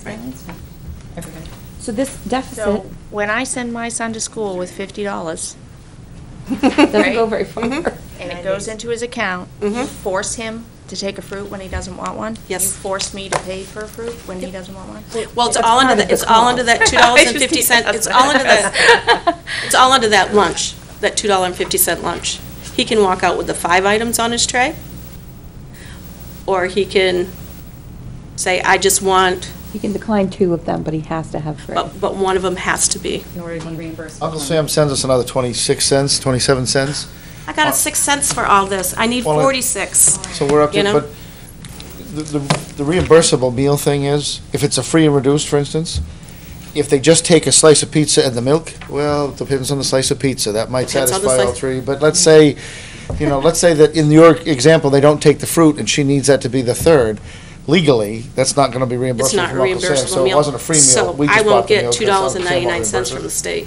It's all about the nutritional guidelines and the requirements, and but it shouldn't affect you necessarily, other than the fact that your child, Just threw it for their away. value, for the value you paid, they're going to take and throw away something that they might not have They wanted. don't like it. The alternative, though, So is they that we can't- serve everybody the same, and then we just fill the plate up with what has to be on there, But we can't, and they, because we're an offer versus school, right, you have to versus be a serve. serve. We can't put things on your child's tray. They have to pick and choose. It's another work session, it's Yeah. I was just to make sure you understand, the rules. I've got books and manuals now that are just, I wanted to Just say. think of all the food that's being thrown away, and Yes. it kind of makes me just. and the thing is cringe, too, Mary knowing Jane, that our is that food pantry downtown could use all the food they can get. once it walks out the doors of that kitchen, it can't go back in. I know. If a student takes a milk from the kitchen and goes out there, it can't come back in. It can't go back into a cooler. It could be contaminated. It's gone now. It's too bad we couldn't have a pig farm. We used to, Again, no, Elizabeth, we used to have a pig guy who used to come to the elementary school, he put his bucket down, and it was a she, and she stood right there, and she took the scraps and took them back. I discussed it with whoever's doing recycling. Is it Linda Albright who's doing the recycling at the high school? You have to find a pig farmer who's willing to come in and take, And they'd have But to I- feed it for lunch. yes, But I'd love to have you, I mean, in my experience in offer programs, there isn't much waste. no, So again, no. I You think look at a production there's a report nice, and. there's nice theater in this, but the reality is, there's not a hell of a lot of waste in this. Kids only take what they want, and the difference is, if you put up a number 10 can of peas, it'll still be there when lunch is over. Right. If you put up whole kernel Carrots. corn, Yeah. they'll pow it until you don't have any corn left in the galley, right? Right. And so, what we trust is that our food service program is putting out a reasonable balance over time and encouraging our kids to eat things slightly outside their comfort zone. But It's the like- reality is, there's not a lot of waste, because most of them they eat what they take, because they have that opportunity. That offer. But we do And have to the- encourage them to take vegetables, because there's got to be one on the plate in order we for her have to to legally do, claim it. every week you have to serve X amount of legumes. And All so kinds we of take rules. our garbanzo beans and we roast them, depending on the meal. I want to get back to this number. Yes. And I we have can that- talk about different kinds of food all day I actually do long. have that in my fund balance from the previous years. You have this right now? Okay. Because I want to say, history tells me that, was it last year that you were flush? Like you were? Close. The 5,000. Close, yeah. All right, but you were Yeah, close. yeah. Better than previous years. And the year before I was good, but yes. All right, yes. so, So that's why we know we have to make a lot. Me and Christine are in a lot of discussions about a lot of different things, about what we can really do. And even with my staff, you pull them all together and say, hey, here's the bottom line. What am I missing here on the menu that, could you make this instead of us buying this? So now the quesadillas at the elementary school are made and not bought. So now that I'm getting my government commodities, I'm getting my chickens and my cheese to do that. so you think you have some time between now and the end of the school year to make up some of this difference, you're hoping? Oh, I'm hoping so. We'll make up some of it, but there's about $20,000 in reserves, and so there is a balance that we're gonna need to make up. Yep. We'll be coming to the general fund. So when the changes are made with the menu options, will you be able to come back again and show us the difference in participation? I can mail you something at the end of April, so you'll see, the difference in what my costs were, my food costs were But compared to. participation, like once you roll out this, Participation probably isn't going to change much between now and the fall. I'm going to have to really get parents used to going to the website, get parents used to, they're busy. And for them, here's some money, Johnny, go to school. Right. Get your lunch. Hey, so, go ahead. Well, I get notifications every time my son gets a grade or gets a, can Missing those be assignment? sent out on the campus portal? Because I can see his balance, but I don't get a notification. It will be an email thing? Not low, well, you will get one now if you have a low balance, but if you've not been in the negative, which was the current practice, then you would not be receiving that letter. And a lot of the kids ask, it's really amazing how much of the elementary school kids, when they get there at the line, they'll ask the cashier, what's my balance? And they know. I mean, I had 2 today that I said, tell Mom, send some money in tomorrow. And the money will come in for those 2 kids. After years and years of sitting on the line, you kind of know which kids you can, like with Ashley, you just knew you could tell her and it would get home and stuff like that. I mean, and some kids, it's just gone. They need a letter, they need phone call. So you don't need us, you're just giving us Yeah. for information. You don't need us to vote on anything. You know. It's okay. Just to let you know. Something. I got one more, though. I would just, and listen, I gotta just throw it out there, because the challenge, a challenge is what it's worth, right? I'm going to call Mary in the morning, so Tell be her, careful. Mary's living this, she's living this I know every she's day, poor living lady. it. So, right now, your average daily count is higher than last year in terms of lunches. Right, the Your whole total. your breakfasts have fallen. Yes. But reasonably, I guess, I just want to jump to that last page. We shouldn't go that deep into the negative, especially if you make some efforts right now to try to boost participation, which really will give you very little impact. Right, and this right here now that figure has the payroll, because I ran this as a. Right, you got some expenses into the next month, but not all the revenues that Payroll's might on it. offset it, so. It's right. That expense one. For tomorrow's payroll? Everything's on it, right up to date. I'll just throw out a challenge and say, we still got 2.5 months of, not quite, call it 2 months now, because we're Right. going to be done, right, by the 13th or 15th. We got 2 months left of, Right. let's, work hard on expense control, be careful with menuing down the stretch, use all your Sounds- commodities best you can, because that number's probably Yeah, 10 higher than it needs to be when it's all said and done, especially if you keep on pace. right. Maybe, It's actually been going down. it has been getting better, so It's been going down. I don't want you to walk away with bad news. The bad news is No, I know, she's going to finish negative, and I understand why, because programs are finishing negative all over the place, but please, let's say that we won't let it be that bad. And We're we going to do do a everything we large can to skinny networking it, too, right? and I'm sure Mary's told you. We do a large networking. Yeah. We're with the buying group. You send out an email, what are you guys doing? How are you getting around this? So food service directors in New Hampshire are all very well connected to each other. We have to be. And we're with DOE, Department of Ed. They help us, here's what's happening to my program, help me. And they'll give you somebody who's doing really well, And Linda's going to be in the building working with her staff to be able to monitor production, inventory. Their production reports are really good. Waste on our end is little to none at the end of the day. Good. When they go down, they only have 5 chicken patties left at the end of the day. You sit there with no counts. You just sit there and go, wow, that was awesome. Well, all right. Outstanding. Thank you very Thank much. you. Okay, guys, thank you very much. Have a great evening. You too, thank you. All right, Mr. Evangelista, facility proposal. I wanted to show it on display, if that's okay. Yeah? Yeah, please. Do you want to want a button? Yeah, Or do you want to just use? I'll use my, my finger's a little big, so it's a little sensitive. All right, thanks, Kristen. Yeah. Because I'm not going to be able to see from here.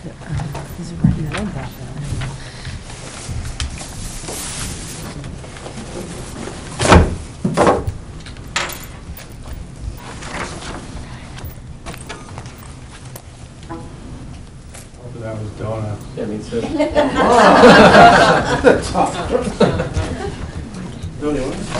Yeah, no, I know. You can kind of. Is there only one item on here? That's, or is it like, No, there's a bunch of them. Just take the,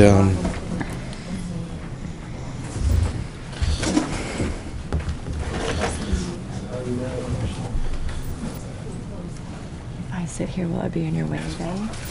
No, no, if you sit back, but can you not see? I mean, maybe you could go over. Go to computer. You go to the icon on the left? Oh, you know how to do that. Yep.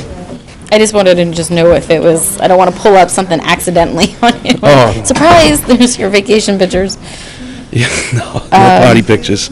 The top one. How about that one? Yeah, Right that's here. it, right there.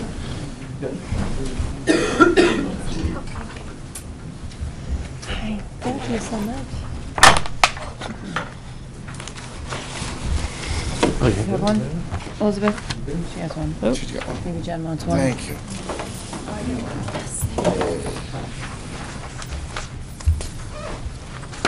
Okay, is that going? There we go. Perfect. Okay. And was So- it just a down arrow? Yep, use these for your next. The left and the right? Okay. Okay, here we go. This has been worked on for about a year and a half, and because of one reason or the other, I haven't been able to bring it before the board, okay? I've talked to a lot of people, and my background originally is as a teacher. I taught with Boston University Chelsea Partnership, and I did that for 4 years, and I got tired of politics. So I got out, went back into the construction industry, and I started off as a project manager, graduated to a general contractor, construction supervisor, general contractor, owner's rep, and worked for private money men. And this was really difficult to come up with this solution, insofar as to say that with private money, you back your way into it. It doesn't matter what this costs. So you have to work from, as a teacher tells you, you start with a curriculum, which Newmarket doesn't have. We don't have anything in writing. So it's hard to follow what you really need. For example, a curriculum, if it's written and you have a photography class, it will say, we have a photography class, and this is what we do. And here are our goals, here are our objectives. So you can work it around that perspective. Didn't have that. So then it was a programming.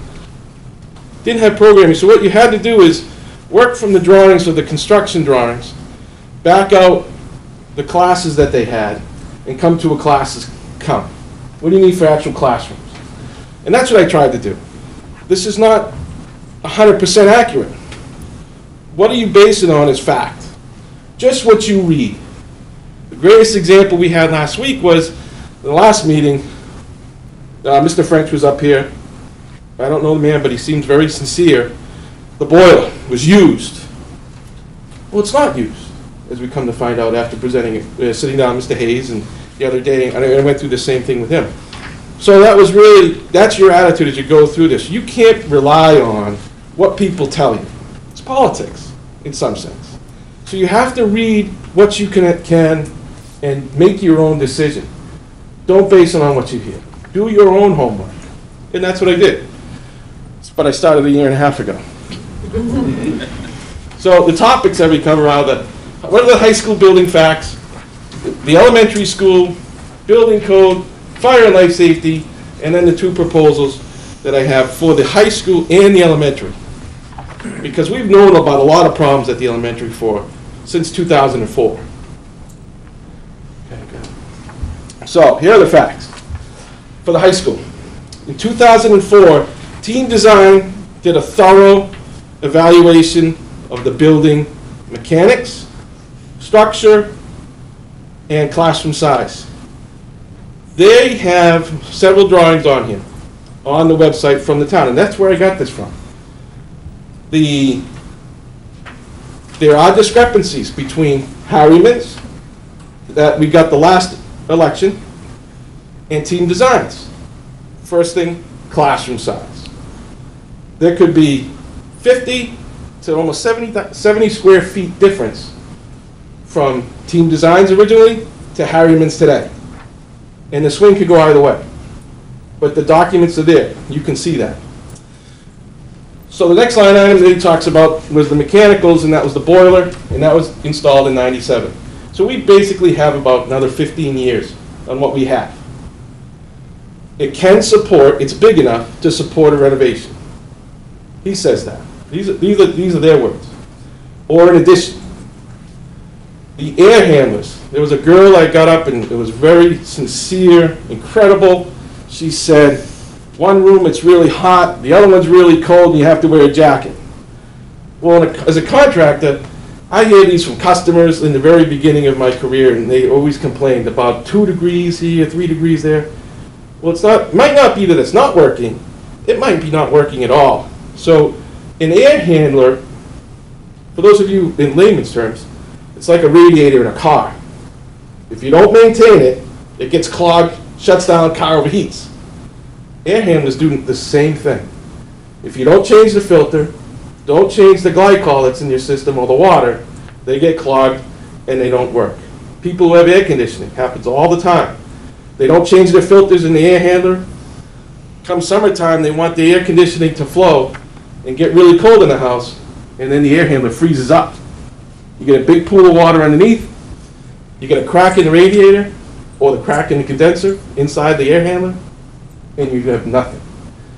And that's probably what's happened there. It's that, I said to Dr. Hayes, I credit him for spending money on maintenance, but the buildings have been neglected. And that's what you get out of the report. So the next line item was the the Johnson controls, which is a standard system. It's not really made for the average school maintenance man. They have to be certified and classed. It's more like a high school, college class, and they have to study for it. And they have to get on a computer and stuff. I use that in a data center when it's a critical infrastructure, as it's really, really more important than, let's say, a hospital, to keep it going 24 hours a day. So you need to know what the temperatures are before this valve, after that valve.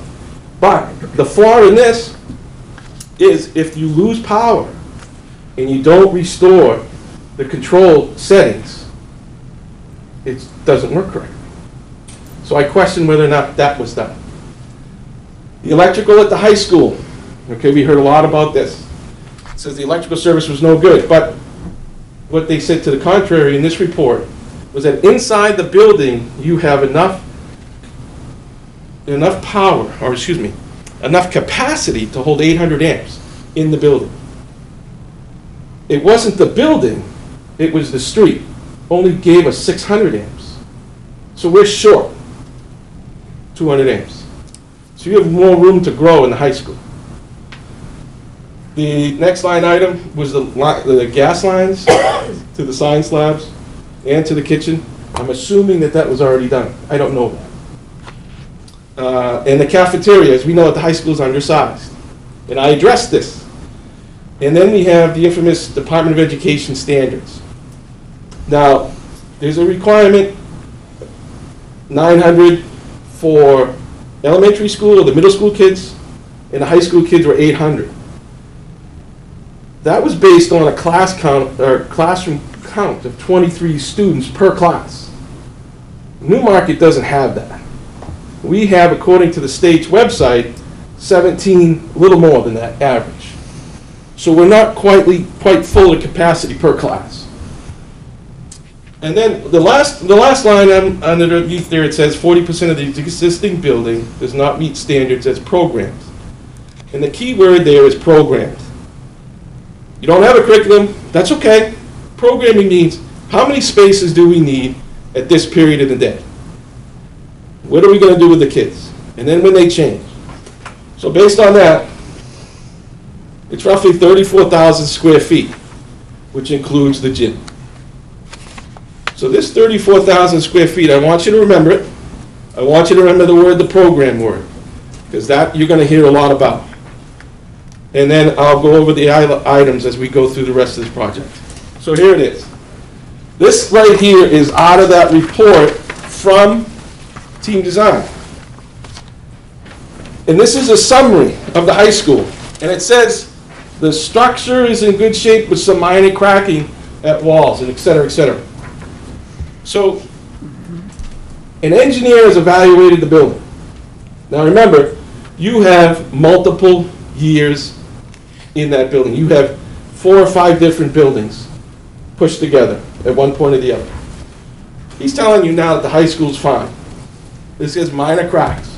in writing. Remember, don't believe anything you hear, only what you read. Next one. So the elementary school, the report also covered that. It was built in 1987. The boiler needs replacement. We knew this in 2004. The electrical, believe it or not, we only used 24% at that time. So we're 75% left to grow. And that, again, is only since 2004. That might have changed. Don't know. The building security is poor.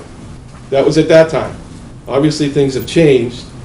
And even so, you're talking about adding modulars in the back. You really have no way to stop traffic from going around to the back of the building. So in this sense, it still should be evaluated. And then we have the infamous 4 trailers in the back, all modulars. And as a side note, I was probably one of the ones that did the largest modular construction program in the state, or building in the state, where I put up 3 buildings, over 36,000 square feet, and I had 1 building done in 8 days. And they're high-end residential apartments or condos. Fully plumbed, fully put together, sided in 8 days. So it can be done, but it's planning. The school committee has to plan ahead. They can't just go meeting by meeting. You should have a 10-year plan and evaluate it every 2 years so that you know and grow into the building. Because as you're going to see, the strategy that I've used on these buildings is we're going to put up a new building, and as we grow, as our classrooms begin to grow and get larger in size, we're going to replace in kind what we have to and what we need.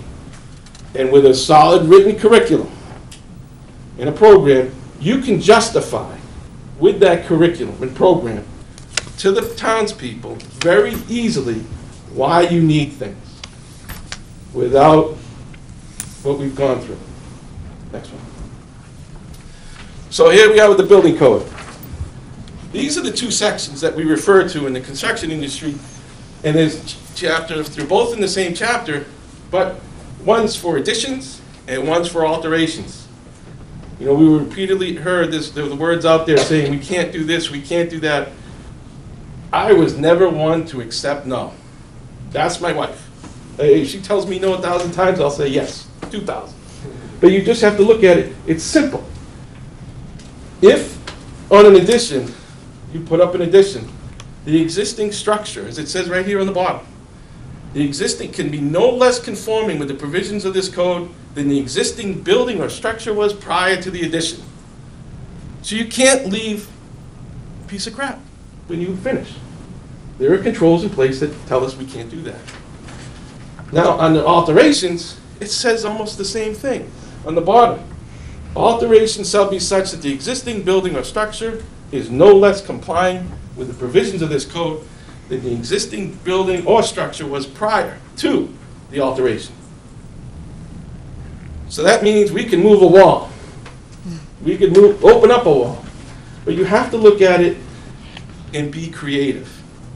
I wouldn't ask a school teacher with no business in the construction industry to come and build my house. Why is the reciprocal any different? Next one. The biggest word we've heard all year, seismic requirements. And you have to be a nuclear physicist to understand the different formulas that are used in this. So you rely on a structural engineer to tell you this. We did that, and basically what this says is that there's basically 2 ways of looking at this. There's a seismic requirement for when the existing building is falling down. Greatest thing is those trailers. Take that modular or that manufactured building, right? You have to address it. Building inspector says, made his determination, well, it costs you too much money. Great, it costs us too much money, but if we wanted to, yeah, we could. But would it be the right thing to do? Arguing over a sprinkler or water sprinklers, you know, it's a no-brainer to me. First thing is my kid's life, and you know, I don't care about anything else. So the next item is that when we get into the additions, the existing building, because I have money put aside for the existing building, when we open up a wall in regards to seismic, and that is basically, what does that mean? It's like you made a house of cards, and you put your hand on top of it. That force that makes that house of cards move, or that wind, in the form of wind and different scientific forces, is going to cause you, or that building, to move. And that's what he talked about today with the snow load on it. There's an issue with the loading on the roof. Well, because there's no strength in it. Seismic strengthens the building. And you heard him talk about putting up perpendicular walls to long, straight walls, because that's in the building code. Whether it's manufactured home or modular, it doesn't matter. Okay, next one. Okay. I did have a conversation with the fire chief. I talked with him on the phone maybe a half hour, 45 minutes at night. And it was a really fun conversation. He wants to see this thing get resolved. But one of the things he talked about was, okay, code compliant. When your prescription that you've all agreed to is finished and everything's done, the existing building will be code compliant, period. So there should never be another conversation about code compliance or for life safety again, because once that's completed, it's over. Second, his concern was that the ADA compliance was his biggest issue. But, in writing, on ADA's website, here it is. The standards should be followed for all barrier removals. And what is a barrier? A barrier is anything that prohibits anybody with any baggage, we all have baggage, but any physical baggage, from moving through a space. So where I'm at is a barrier removal unless doing so is not readily achievable. If complying with the standards is not readily achievable, you may undertake a modification. So that's the key line right there. If we can do it, and it's within reason, other than an act of Congress picking up the building and moving it, there's an alternative. We could modify things. It's not etched in stone. You have to look at building codes like you do your policies that you're looking at. They're not etched in stone. You have flexibility. The building code is the same way. It's up to the local inspector, the state inspectors, and the professionals that you hire to help guide you down the road. You should drive, as a town or as a private citizen or as a school board, you drive that conversation. It's like you give an artist a blank canvas. They're going to draw and draw and draw, and it's going to just keep costing you more and more and more money. Put the money where the product is. When I worked for private owners, they hated paying for that fee because it doesn't bring value. And that's why you have to keep this in mind. Next one. Okay. So here you go. Here's an overhead shot of the high schools that exist now. Across the street we have Carpenter's nursery, and that's up here. And then down over here is the high school. Okay? What I'm proposing is, I was assuming that first of all the buildings were getting demolished, but I guess that may not be true, but my numbers are still good. Is that I'm going to demolish these buildings over here, create as much field as we can, because on some of the reports it shows water. So I would make it a big maintained field, an open field. It could be 10, 15, 20 acres, whatever it is. And we could use it as a multi-purpose field. You have practice fields for soccer, rec programs need fields. We need fields, okay? Then what I would do right here, right across the street, is put parking. All this parking over here and over here, I'd get it across the street. You don't need to have, you have to have, at the end of the day, when I pick up my son from there, a principal, sometimes two, and a cop in a parking lot at the high school. Blows me away. I grew up in Georgetown, and I went to school in Lawrence. We never even had cops. We had a crossing guard, just to see that the kids could walk across the street. So by moving that, and you could have, I'm not proposing eliminating it completely, because as a programming standpoint, you're going to need parking for those fields that you have softball behind there by the rec fields. You're going to have to park there. But what I would propose doing is, down in here, basketball courts, something to encourage the kids to get outside, over here. So that would take care of the site work. Now, where would the parking be, or how would the buses work? Well, I've worked with Teagan Bond before, and I've worked with Greg Michelides before on several projects. And he's a smart guy, but this is what I would do. I would park it right here. This would be for buses, and you could have parking in here. Look at the parks. You could have principal parking, or administrative, or guest, or handicap parking, all in this area here. So that would allow you to get access. Now, what that's going to require you to do at some point is bring back the old entrance. And I'll show you in a little bit how I was proposing that. Okay, next one. Here it is. Here's the site plan. Here's the new building that I'm proposing. Now, the size of this is roughly 34,000 square feet, give or take. It's 150 feet long, 75 feet wide. And over here is the old gym that was built back in 1953, I think. And that was over by the, it houses your library, section of that, your media center, and I think you have 2 science classes. Band room. In a band room, yes. Apologize, in that stage.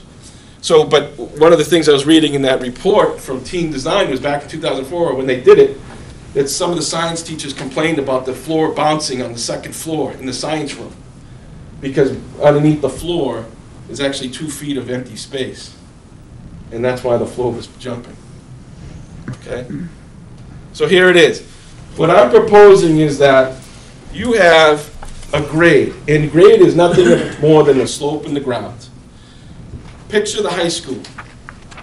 When you go around the gym, when you pull in and you have to drive around to pick up your son or daughter, you go up a hill when you come around the corner of the gym.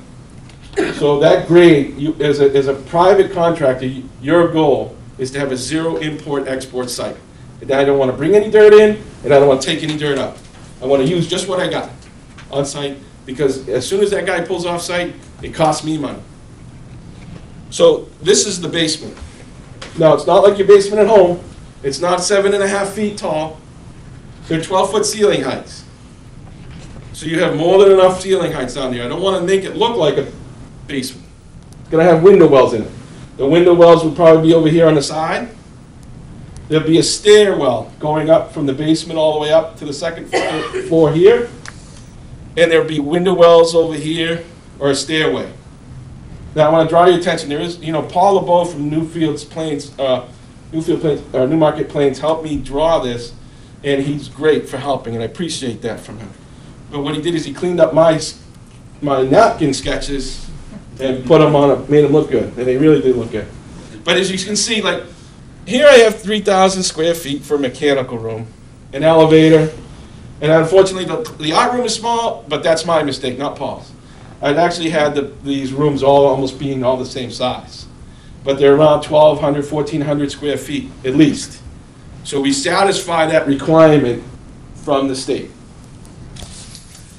And again, these hallways, to give you some idea, maybe 15 feet wide. And the classrooms are 30 feet deep, and they're 50 feet long on average. And the mechanical room in here, my concept is to take the mechanical room and take some of the load off of the existing building. Some of that heating load, some of that electrical load, and carry it here, because this is your cornerstone as you move forward. Okay, next one. How do you connect the two? Now, so we've come from the basement, now we're on the 1st level, on the 1st floor. So you're almost at street level from 152. So here you go, you have a classroom, but I think I might have made a mistake with this, but your job, this is a proposal. We have to have, an architect look at it, but we need a bathroom, and I forgot to put it in. I listed it everywhere else, but this is maybe where it should be. I mean, it's 900 square feet, so it can change, but that's up to you guys. So again, you're here between the existing building and the original, in this new building, is a covered walkway. Now this is my sacrificial lamb. I want to tear this off when your plan, which I hope means you're going to demo it within 5 years, the next phase. And that's to take down the existing wing maybe over to as far as you need. But when it's justified. And that's where it would break it. So you wouldn't impact anything in the existing building. And then as far as like utilities go, I would have disconnects, you know, in either one of these spaces so that we could just pop a water line, separate it, and it's stopped, or shut off a valve, whatever. So again, you have, and this floor here contains your laboratory, your science lab, your bio lab, everything else. Remember, the dirty stuff will be on the first floor in the basement. Your art, chemistry, woodworking, stuff you can bang, drop paint, don't worry about cleaning up. It's just like the floor is all yours. Up here you have more of the refined science labs, or a laboratory could also mean a computer lab. Okay?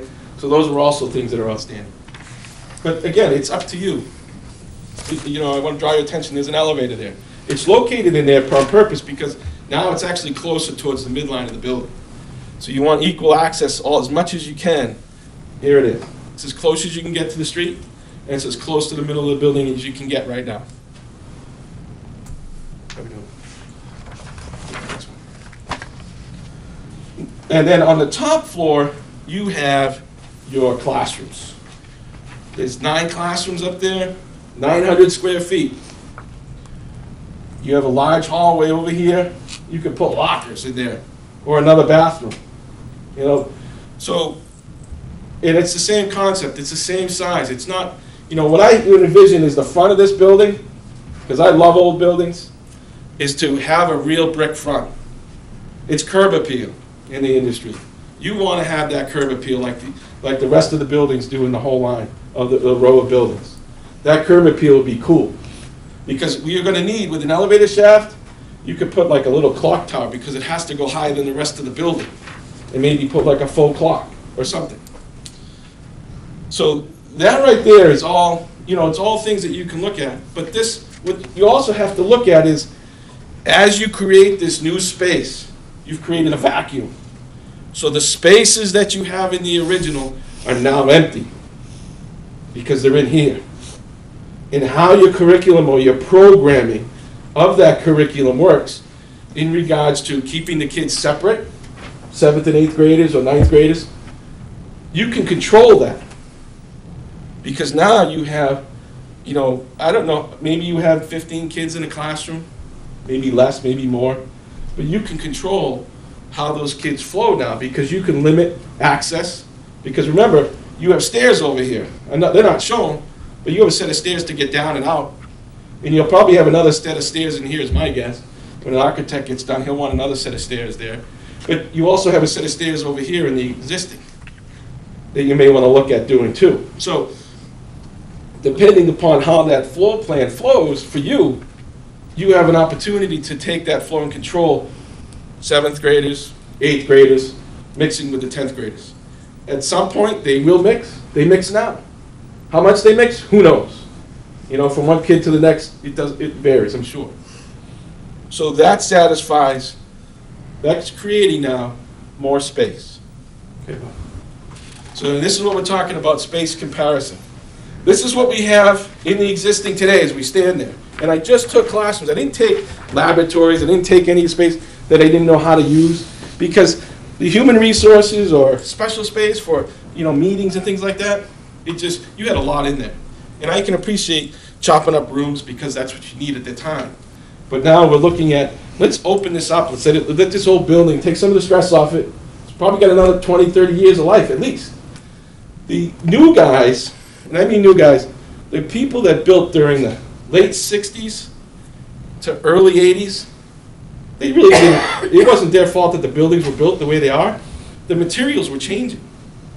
The brick that you see during that time is not the same brick the old timers built. I was talking to Chris the other day in Drisky and with Dr. Hayes when we met. If you look at an old building, an old brick building, you can tell if it was a European mason or an American mason by counting how many courses of brick are between a soldier course. That means when you see those little square rectangles all stacked side by side, that's a soldier course, and then you see the long running bond. Well, the Europeans had a larger count, I think it's 7. It varied from 7 courses to 5 courses.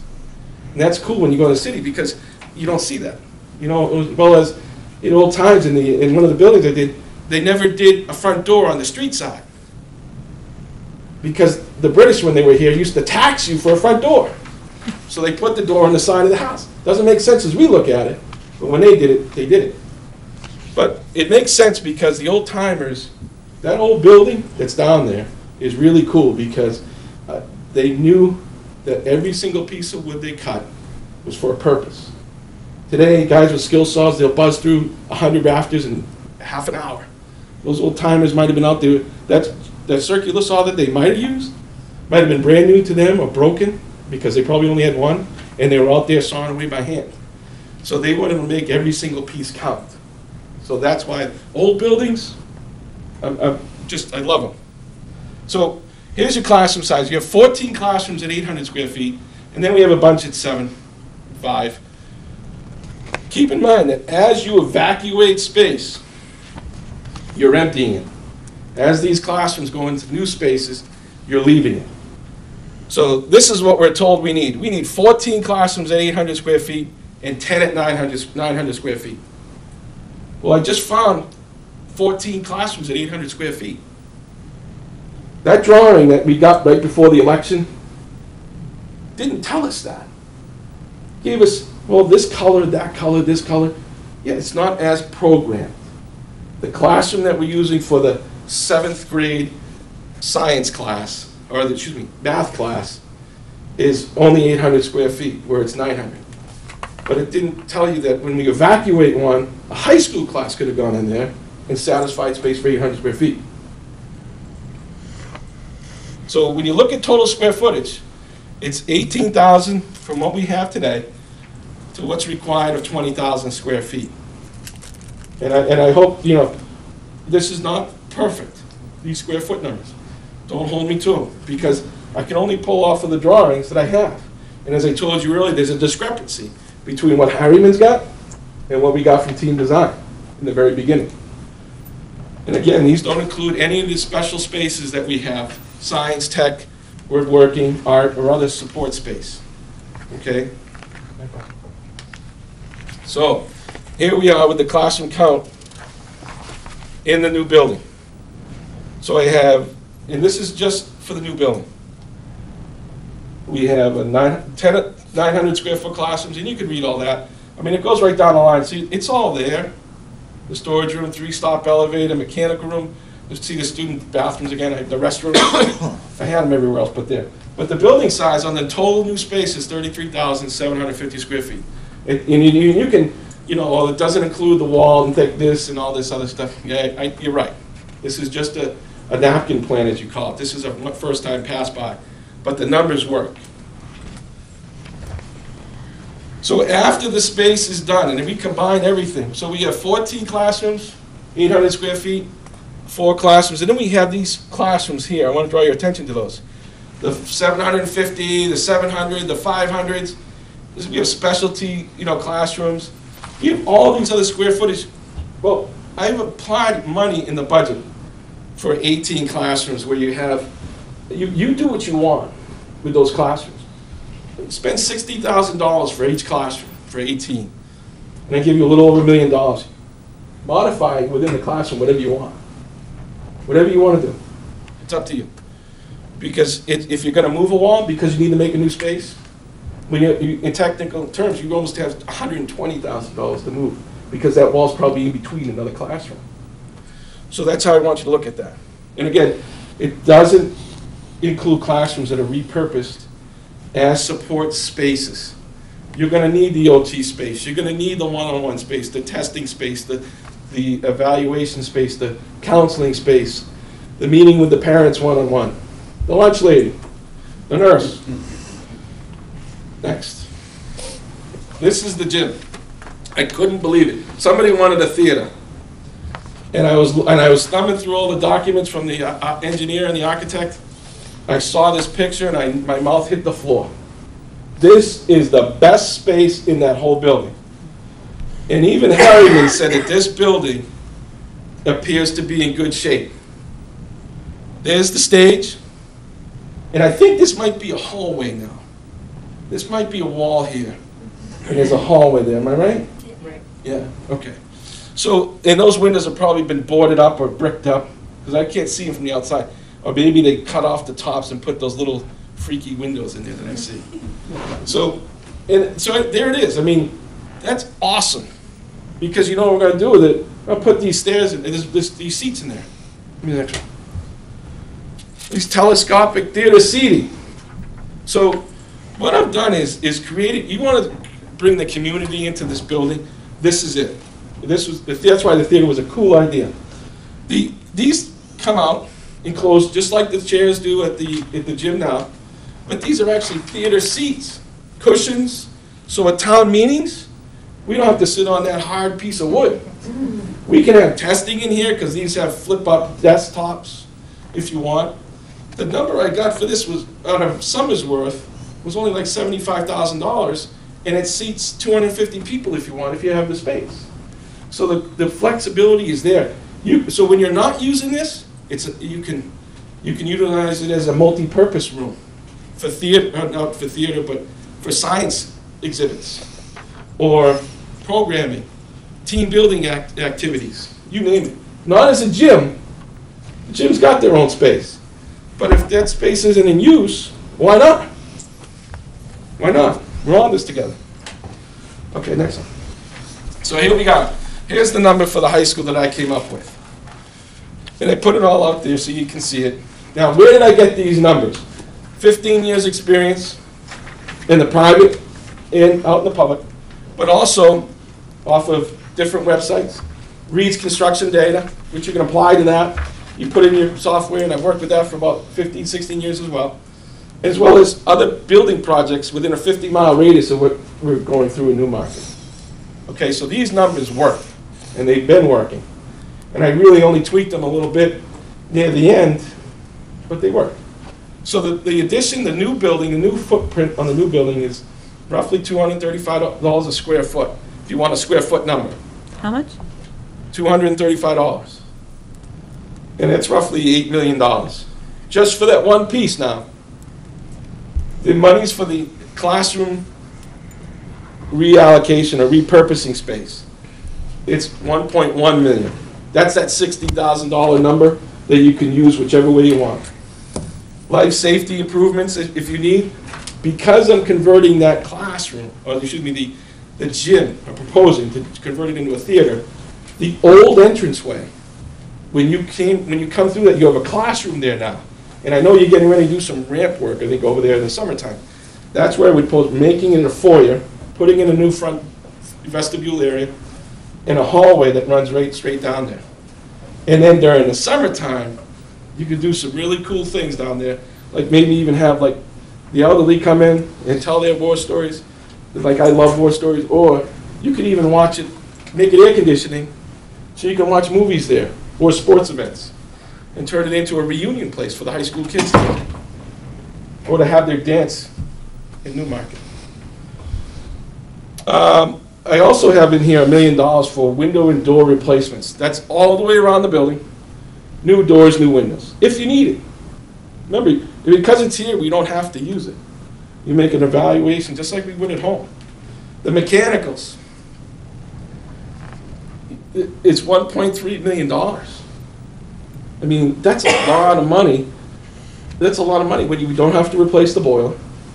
And in regards to the boiler, which I didn't touch on earlier, and I referenced the fact that the building's not maintained very well, but the building, as Mr. French showed us those pictures of the rusty pipes and everything, well, that's because you don't maintain it. When you put glycol in a system, antifreeze to stop the pipes from freezing, if you don't change that out every year, it eats away the rubber gaskets, tears into your pumps, and causes leaks, like we saw. So that mud that's down there is probably rust. But that's why you need to maintain it. You just can't have it and not maintain it. Just like if you were to say to the lunch lady that was here tonight, you're not going to get any more money. We don't have it. But we're going to take some more out of your budget and use it someplace else. You have to have a lot of money to your building. The building at the end of the day is going to take care of you. But the other thing I was thinking about too, even in this number here, for the mechanicals, you could put a whole building ventilation system in there so you could suck the hot air out in the summertime for those 3 or 4 weeks that it's really, really hot for the kids. And you could do it in such a way that you don't need to buy air conditioning for the building. Can I'm Yes. sorry. Can I ask a quick question? Absolutely. Do you have an estimate on the cost of the elevator as part of this as well? I would, you do it by stops, and it was $75,000 a stop, I think it was. So the whole elevator is about $250,000. I remember when you guys put one up for the town, I was chomping at the bit. I could make money and make a killing and pay my salary for a year with the amount of money you guys got for that elevator. Can I ask you a question too? Absolutely. That elevator was in the building that the new building. Yep. But it looked like there was a covered walkway to the rest of the building? Yeah. So that elevator on the third floor, there's no access Well, to the other building unless you go outside, correct? If you look back on those floor plans, the elevator actually drops, right, it doesn't go into the main building, it gets you to the floor. You evacuate from the elevator and then go across, whether it's a ramp, well, that breezeway would be flush with the floor. See, when you set this building to the site, you want the first floor to be perfectly level with the existing building. So there would be no need for a ramp or stairs or transition. Because that transition, that breezeway is roughly 25 feet wide from building to building. You know, and you could choose to do that or not. You could eliminate it and just bring everything together. It depends on what the site drives you for. For example, the building that I'm proposing, it should work when I do the layout, but we may want, maybe there's some trees we want to save, so maybe we can squeak it closer to the existing building and make that breezeway shorter or narrower or whatever you want to do. Well, I'm just thinking about, I mean, you can access, there's ADA compliance or whatever. You can get up to the third floor in that new building, but the old building you still can't. Yes, you can. Go back to the picture. Keep going. So right there. This is the same level. So you can these are just doors I just drew on there, but the elevator evacuates here. You can roll up and roll into the existing. So There there's is a hallway there, not just a covered walkway. Right. Okay. No, I'm sorry. All right. Yeah, I use, yeah, it's not a covered bridge. It's like a hallway. Okay. You know, but you gotta be careful, like the building inspector was saying earlier. It's how you phrase it. Okay? And this would, you had said on the level 2 that this allows for removal for possible demolition? Yeah, if you're in the future, because the school committee should have a long-range facilities plan, whether it's evaluated at the end of every year, but it needs to be based on your curriculum and your programming. Your next move would be to eliminate this thing here, this building, because she's old. I mean, it's old and it's built in the 60s, late, you know, that time frame when the building might be old, might not. But you assess that as you go through. But it's there. What we're doing is, the overall concept is build out the footprint on the existing. Let's not create a larger carbon footprint on the existing on the new property across the street. You know, and that's what the new building would do. Because you're essentially just tearing this building down, was your last proposal, and turning it into a parking lot. So can I ask your take on, because we've bantered about if you add on or renovate in any way onto the older section of the building, then you have to bring whatever touches that other part of the building up to code. Well, so what's your? You're yes and no. I mean, it's not all or nothing, because if you impact a bearing wall, you have to worry about that wall. That was the seismic requirement. But if you impact a certain percentage, and I forget what it is, I don't know if it's 30% or 40% of replacement cost. So if it's replacement cost based on, you know, if it's $45 million, 30-40%, if it exceeds $12 million, then you may have to. But here's the caveat to that. You have multiple buildings built at different times. So those all stay separate. So if you're looking at, and that's why you have to evaluate the impact on the existing building. When it comes to issues like structural, you obviously can't compromise. Sprinklers, you can't compromise. There are a lot of things you have to do. But can you skirt them? Yeah, but okay, who's gonna put their name on that and say, oh, you know, we didn't have sprinklers here, but there was a fire and God forbid something happens and we don't have them. So that's how you have to approach each issue. All right, catch me up. Okay, all right, so go back to the budget. All right, so here we are, the cafeteria. Let's pick it on the cafe, I love lunch. $1 million. Now, if you recall, in the analysis was the walkout refrigerator is outside. The dumpster is right outside the door. So what I'm proposing here with this money is, there's a storage room on the back side of the kitchen that the janitors use. I want that. Janitors now have plenty of space in the new building and the evacuated space to put their storage space. So now what we can do is, we can utilize that space as the brand new kitchen. So this $1 million covers new appliances for the kitchen ladies. And whatever monies we need to open up that wall or poke holes in the wall, and so they have one large cafeteria. I think the total square footage between those two rooms is over 1,500, almost 2,000 square feet. Imagine having that full. And then the rest of that money, which is a lot there, give the kids, like the upperclassmen, juniors and seniors, their own lunchroom. Their own, I mean, that would be so cool, like a 3-season porch where the walkout refrigerator is and the dumpster. Turn an area into like a 3-season room that the seniors and juniors can go and sit down in peace away from middle school kids. And then maybe we could generate money. Yeah, and generate. You know, for meetings or spaces, okay? Right? All right, the infamous pipe. The infamous pipe in the ground. Nobody has anything on it, but the school should. I talked to Dr. Hayes, he remembers, but that's okay. I went down there with my kids, and when you do connect the dots, so where you exit the parking lot area after you pick up your kids, there's a manhole cover right there on the left. So you put your back to the street, stand on that manhole cover, and you'll see manhole cover that says sewer.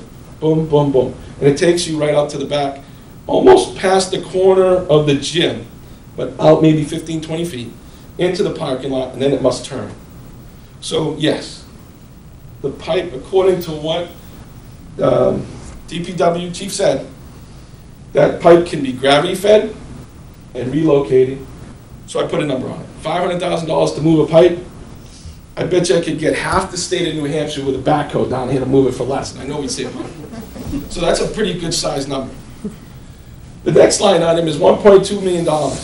You notice I took away the library's media center, I took away the library center, I relocated that into the existing building because there's an art room that now gets evacuated. There's a classroom or a French room right next to the art room now. That would become the library. Then there's another room right next to it that I would turn into the media center if you need it. But the $1.2 million is there for computers. I would set up the entire building as a wireless network, and you've got a real good IT guy here, right? I'm in the IT industry now, but he seems like he knows his stuff.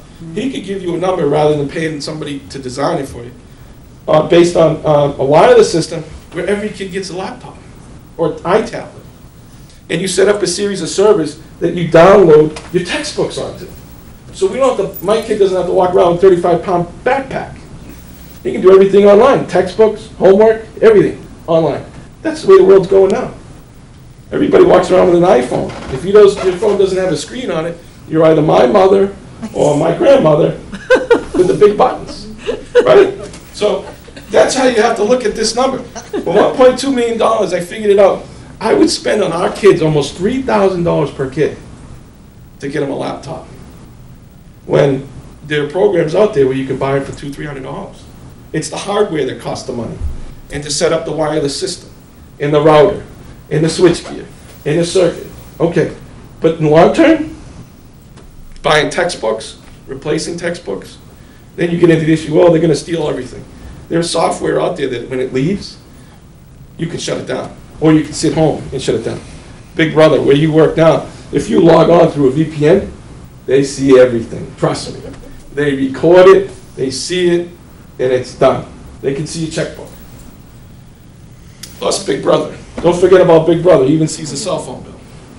Okay, so the number for the site work across the street was $2.1 million. Soft costs is huge. That's more than 10% of the entire budget. Now, that's a big number. I would love, because you could probably save a lot of money there. That's architectural fees, permit fees, your contingencies.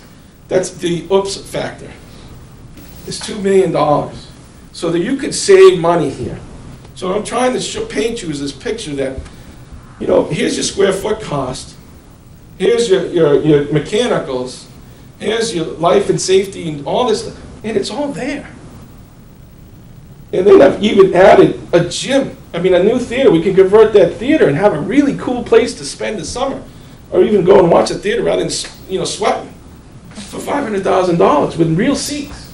So, and it gives you flexibility as a town to do things with it, or let alone, more importantly, the school community. So that total number is around $19 million. It looks good with the 131, 250. These are all general terms, but these are really good budget numbers based on the last proposal from the school department, and like I said, outside resources like Reed's, construction accounts, and surrounding projects within a 50-mile radius of Newmarket. Okay, next one. We're not done yet. I'm sorry, because this is the bone of contention for me. This is the elementary school.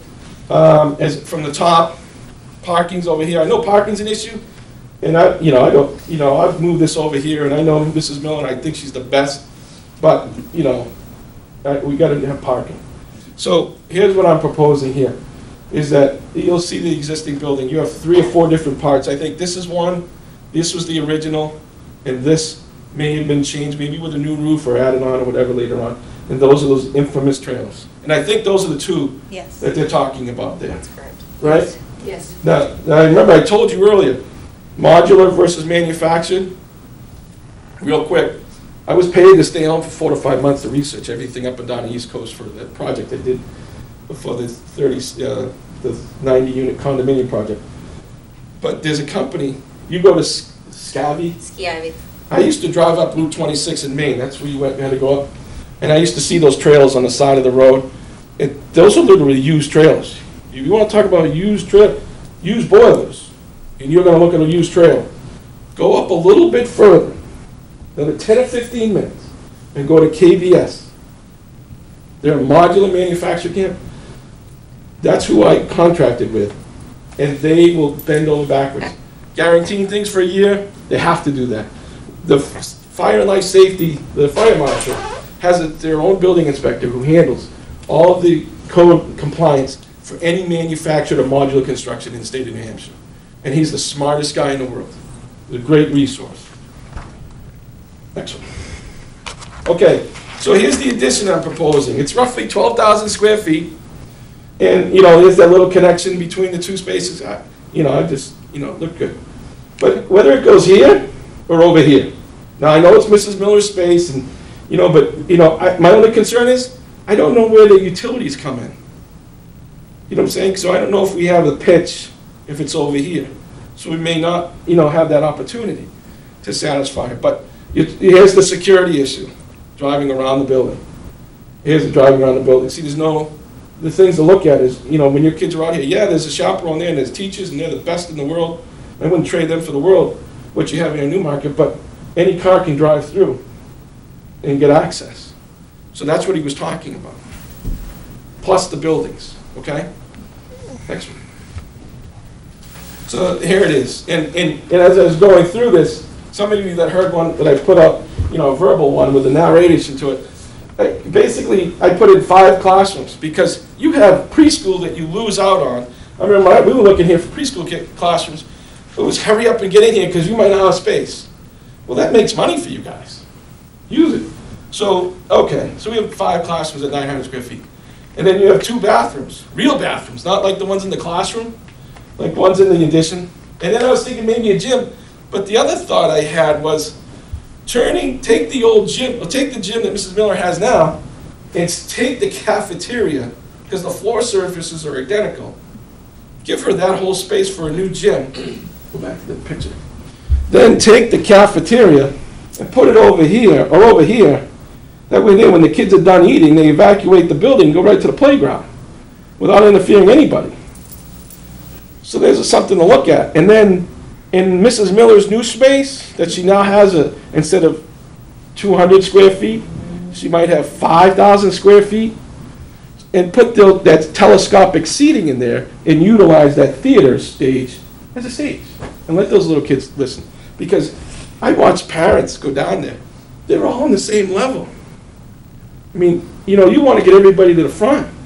And the elementary teachers do such a cool thing down there. There's like maybe 200-300 people in that calf. and they're all sitting on the same level. So if you get somebody big like me sitting in front of you, you're screwed. So, the telescopic seating is a great benefit for $75,000. That's a great number. Okay. So here's the numbers. So you have 12,000 square foot addition, and I use that same number, 235 or 39. So roughly 3 million. The mechanicals, and the new boiler. You've known since 2004, give them the boiler. And at the same time, look at the oil tank. If it's got to be swapped out, there's money. That's $2 million. You don't need electrical. Some of the mechanical costs, or most of it's already in that number, the $3 million number. And you can relieve some of the stress off of the building and make it last longer. So you have it there. And as well as, again, a whole house ventilation. I see those teachers bringing in classroom air conditioners. Those are our kids. I mean, we don't need like prime things. I mean, I remember sitting through, July, I was a bad kid, so I was in school till July, but, April, May, and June, those were really hot months sometimes. So if you can get a system in there to evacuate the air and create a draft, that's all those teachers need. Open up the windows and let the draft come through. And that's really cheap to do. But, that's me. Site work, $1.5 million. It's only 12,000 square foot.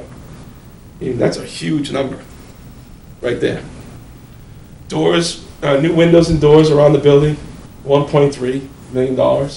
And again, some of those windows that are there now are in great shape. So I wouldn't even touch them. And $1 million, again, the same idea. Get the stuff into the kids' hands. Computers here, it's a fact of life. Older people, older generations are doing it. They know how to use it. My kids even know how to work my iPhone before I even get through it.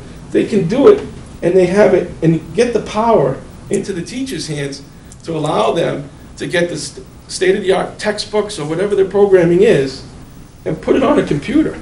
Give the little kids an iPod or an iTouch or whatever, those minis. I think the high school I went to now, it's a requirement now. They make all the kids a private school, but everybody has to have an iPad mini instead of buying textbooks. They just buy the software. The software is cheaper than buying textbooks, maintaining, and space. So here it is. It's $8.6 million.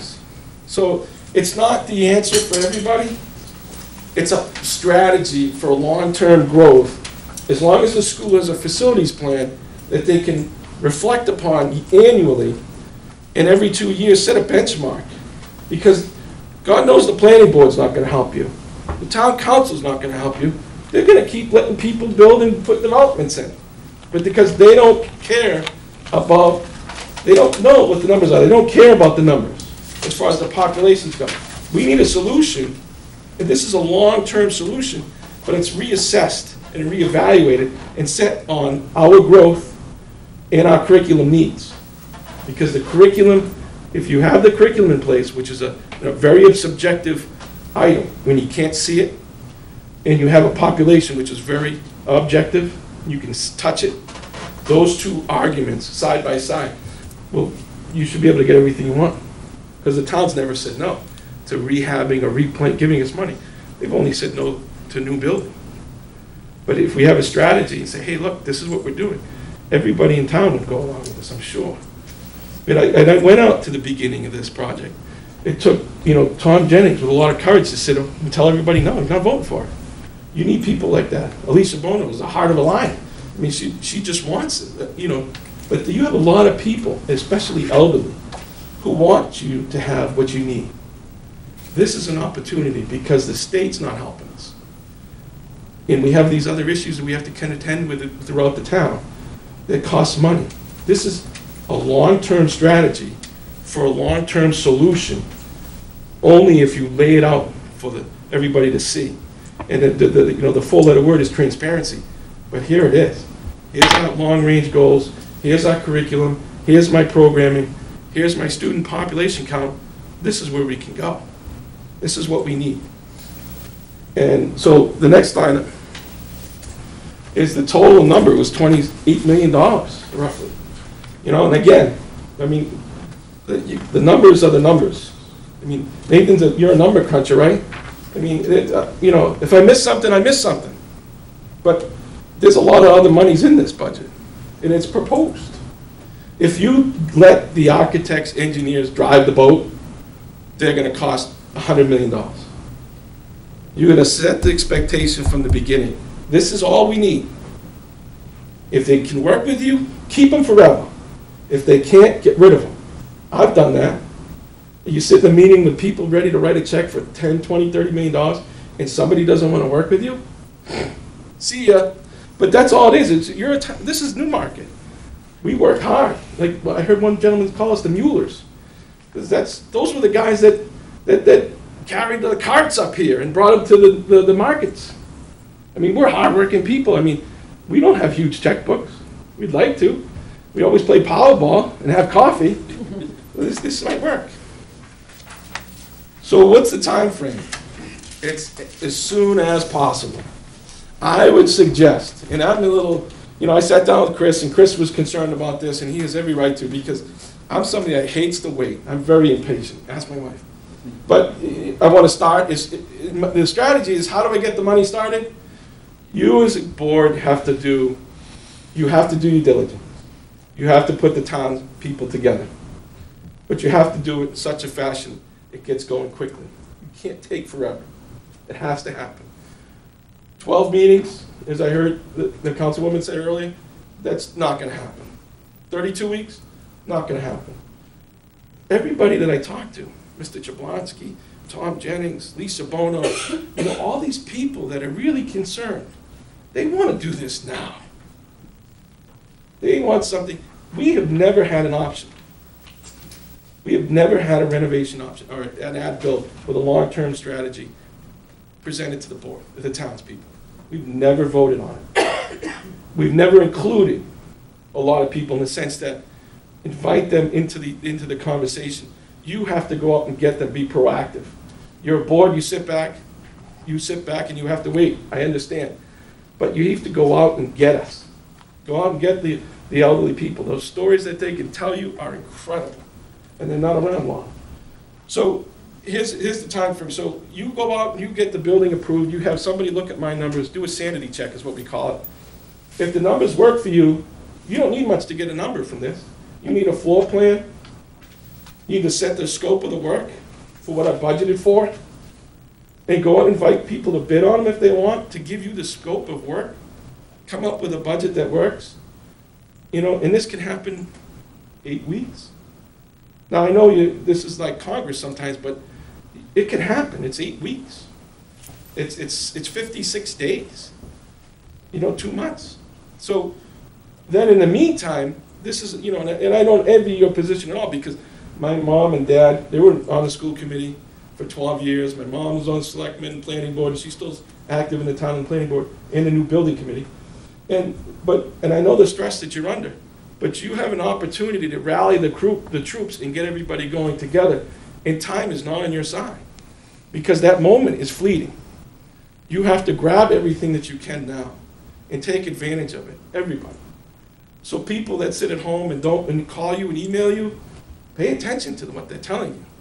I know some of us like to press delete, but take 2 cents out of it, because 2 cents, when you keep going, it'll be $1 before you know it, and you're in. But bringing the community together in a place like the theater, that's air conditioned during the summertime, where people can come in and watch a movie, a ball game, or an old black and white, or an old war movie like me. It'd be pretty cool. So here you go.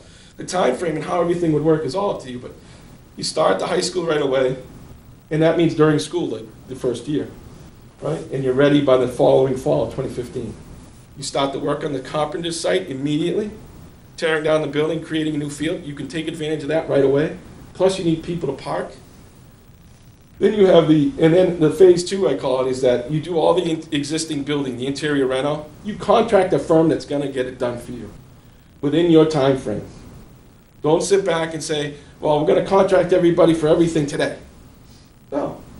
If the first contractor gets done with the building on time, on budget, and there's no nonsense, you get a chance to bid at the second phase. If there's any nonsense, you're gone. You're excluded. And then you roll into the next one. And it may be breaking rules, but, rules are meant to be broken sometimes. So then you evaluate with your curriculum the extra space that you have And that calls out what you need it for. Resource space, a nurse's room, want to relocate the office because you need more space, then that's how you do that. But you have to have your written curriculum. You have to. I can't stress it enough, especially as a teacher. I spent 2 years with BU with Chelsea, and that's all I did for 2 years was curriculum. So I know how, it's not taxing, because you've got the greatest teachers in the state who do their lessons plans every day. And if they don't, then you know what you have to do. And it allows you, when you rehire teachers, or after teachers retire, document what they have. And then when you're going out to hire new people, you look and see what your curriculum weaknesses are. And you allow the department heads to help you. And it's a piece of cake. You could have a written curriculum within a year. And again, it's a living document which continually gets upgraded. So curriculum is nothing that's static. So back to you evaluate the space, and then the theater. I'd hammer that the summer of 2015. And then you're all set and ready for fall of 2015.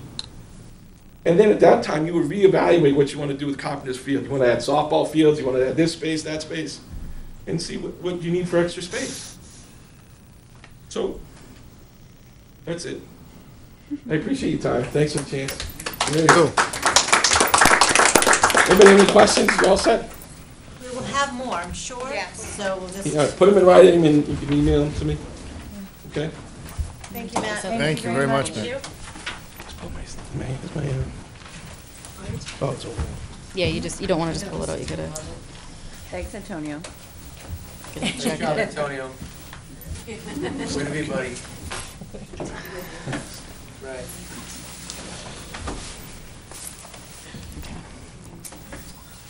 Do we need a further discussion before we move on, or would we like to just take some time and digest? Let me get my notes. Because I know I have a lot of notes as well. Me too. I have a lot of questions, but. You know, It's kind of late. it is. Yeah.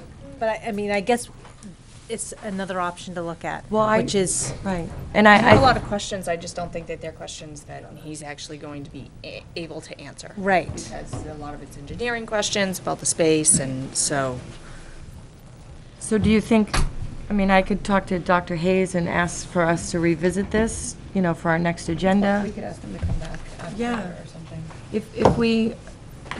Once we generate our questions, would you be willing to come back and we could really? Yeah, shoot me an email with all the questions if you can. So I Great. can be prepared. Okay, And then dig them up for you, and then we can go from there. great.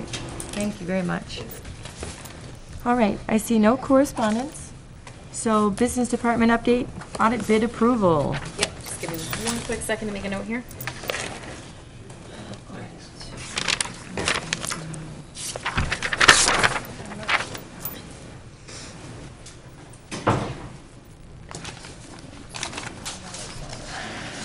Okay, so we did go out to bid for financial compliance. We were using an audit firm for 20-plus years. We weren't having any issues or anything like that. Just our 3-year contract was up, and per the procurement policy, we were to go out to bid, and so we did that. We had 4 bidders that put in for interest in that request. We narrowed it down to 3. And that was Vashon and Cloquet, Robertson Green, and Melanson Heath. What the engagement entailed was I seeked a 3-year contract with a 2 1-year extension as options, just to give the board some options and what the term you'd like to go with. Because we were using the same firm for so long, we had quite some history there, so this is going to be a new face. The qualifying requirements that we pretty much looked at when we were interviewing these candidates were the history, their experience, the audit team, what that team looked like, how many people did it consist of, other assurances, the references. We wanted to make sure that other local schools, towns, cities, they came back with good references. We want to know what their audit approach was, what to expect in terms of field work, how many field days are going to be on site, whether they're, just remote, paperless, things like that. Professional fees, obviously. Client assistance means, like, how much work do they want us to do, in the sense that we do a lot of preparing. We run the trial balances, the statements, the reconciliation, the bank recs, things like that, but do I have to start scanning everything? Do I have to email? Do I have to, photocopy? It's like how much, where's the work going to lie with us, them, that sort of thing. We decided to recommend Vashon and Cloquet. A little bit about them. They have 30-plus years in the field. They specialize in governmental accounting, CPA. They have a team of 12, which is a decent-sized team that was out there. The other two, one had a small team, the other one had a similar size. Their services, they do everything from financial statements, the circular A-133. They do all the filing for us for DRA, DOE. I know this is probably all new to you, so sorry to bore you, but the things that we look for, they're insured, their access to their paperwork, retention, evaluation of internal controls, what they're going to look at for, for testing, make sure they're doing all the compliance, supervision and review, audit sampling, fraud risk assessment. We want to make sure that they were going to hit everything, single audit and compliance audit. So once we decided that, we were pretty much, it was a very tight race between Melanson and Heath and Vashon and Cloquet. And we finally narrowed it down to one thing that set them apart, and that was when we called and spoke to Barrington. They use Vashon and Cloquet, and they have Encode. So they're familiar with Encode and what the reports are like and what the system's limitations are, what it can and can't do.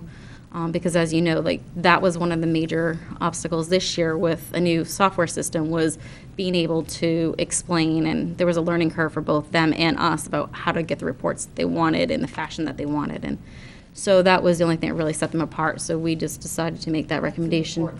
It was, I know, from experience, it's a very important thing, so. Wasn't all the emphasis, but it was definitely the swing factor for us, when we interviewed. We were happy with everybody. We had some great candidates, and so we're very pleased to recommend to the school board Vashon and Cloquet for an audit firm for the upcoming year or years, depending on what you want to do for. So, and at the bottom, you can see I just gave you just a quick table there with experience for what they're going to propose for the FY14 audit, because that's the first audit that we will do in. So we're talking within a couple months here. They're going to be, whoever we select is going to be on site and start doing the pre-field work. So, so then you can go all the way as far out as to FY16, 17, 18, whatever you prefer. So I would ask you, this suggests a 3-year contract with 2 extension options. 2 one-year Tell me that extensions. there's language in there that says with 30 days' notice, the district can sever this relationship without cause or reason. After the 3-year you're talking about? I don't know why entering into a relationship with the auditor, I would have to commit the district to 3 years. I understand their willingness or their interest to market themselves by committing to 3 years of pricing so they can secure the business. But if after the first cycle you find them to be not consistent with the goals, I mean, I just say, hey, listen, I appreciate the fact that you guys offer us a good number, but there's got to be an out. I would propose we make sure there's an out, because if it's not a good match and they don't serve us the way that we'd like. There is that out if there's a performance requirement that they have to meet to my standards. Okay. It says if it doesn't work out, we can separate. The reason why we usually typically did a 3-year is because after hearing feedback was that they're making such an investment that first year is always the toughest year because they have to learn and they do more of an investigation. They want to, meet everybody. They want to get their hands deep into the roots. And then years 2 and 3, as you go out, they slowly can start backing off a little bit because now they're familiar with the processes and things like that. So that was just why you'll see that dip in price in year 2 go down, because year 1 is the most time everybody's on site, all levels. So. Okay.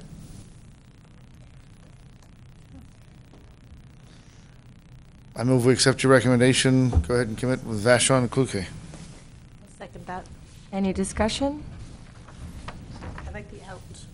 Yeah, it's I just, would like the out it just fall. feels, I mean, I guess I would ask that that be good, solid language for us, because again, I understand the explanation you just gave, which is that they're going to really deep dive and invest. The reality is, I don't need them to deep dive that way. I need them to come in and do reasonable field work. And each year, they ought to be focusing on something a little different. Each year, they're going to probe a little more deeply into different areas in an unpredictable manner, maybe.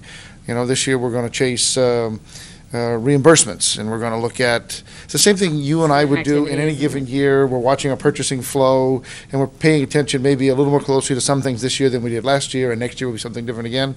Maybe they're going to chase, a different category of bills or expenditures, you know what I mean? So Right. I would expect their effort to be essentially parallel year over year over year, not, hey, we're going to shoulder the big burden and then we're going to make it up we're going to bill you over the next couple of years to make up for what we couldn't bill you for the first year. So, and that would be, I mean, I'm not telling you have to do it that way, but if they're going to, if really they're going to defer their billing to years 2 and 3 because of all the work they're going to do in year 1, I think that's their risk. We still ought to be able to say out if it just doesn't fly, because it's not always a good match with firms. And I don't want anybody to mistake me. It's not like I'm suggesting if the auditor doesn't say what I want the auditor to say, he's out. No, it's just that sometimes it's not a really good blend in terms of what you were talking about, the workflow, what they ask, how they ask for it, how much work they can do independently, how much hand-holding they need. And if it doesn't fit, you don't have to be able to say, hey, your report looks great. Next year, it'll be somebody else doing it. So this terms of engagement that you have listed here, though, says a 3-year contract with 2 one-year extension options, subject to the annual review and recommendation of the business administrator. And that sounds good to me. Is that subject to the annual That- review that of the was- business administrator only for the 2 one-year extensions, or also for the 3-year contract? It was for the 3-year. Good. Because it sounds That like was it's- exactly the verbiage that I used in the bid. Good. So, I was just going to say. Sounds open enough to me. Thank you. Sounds You like beat me you've to the got. punch. Sounds like you can do it. That's good. Yes. Okay. Well, that's why, because I was going to explain that so you didn't think that I was trying to get the control from the school board, but it was because I want it to be left in my hands for the sense that if it's not working out, because it's not a good fit, which is why we interviewed them on site, because we wanted to make sure that we could have a discussion, we could have, that talk, so. Any further discussion? Okay, all those in favor? Aye. Aye. Anyone opposed? Before we move on to our next item on the agenda, Ashley, would you like to go home? Thank you so much for coming.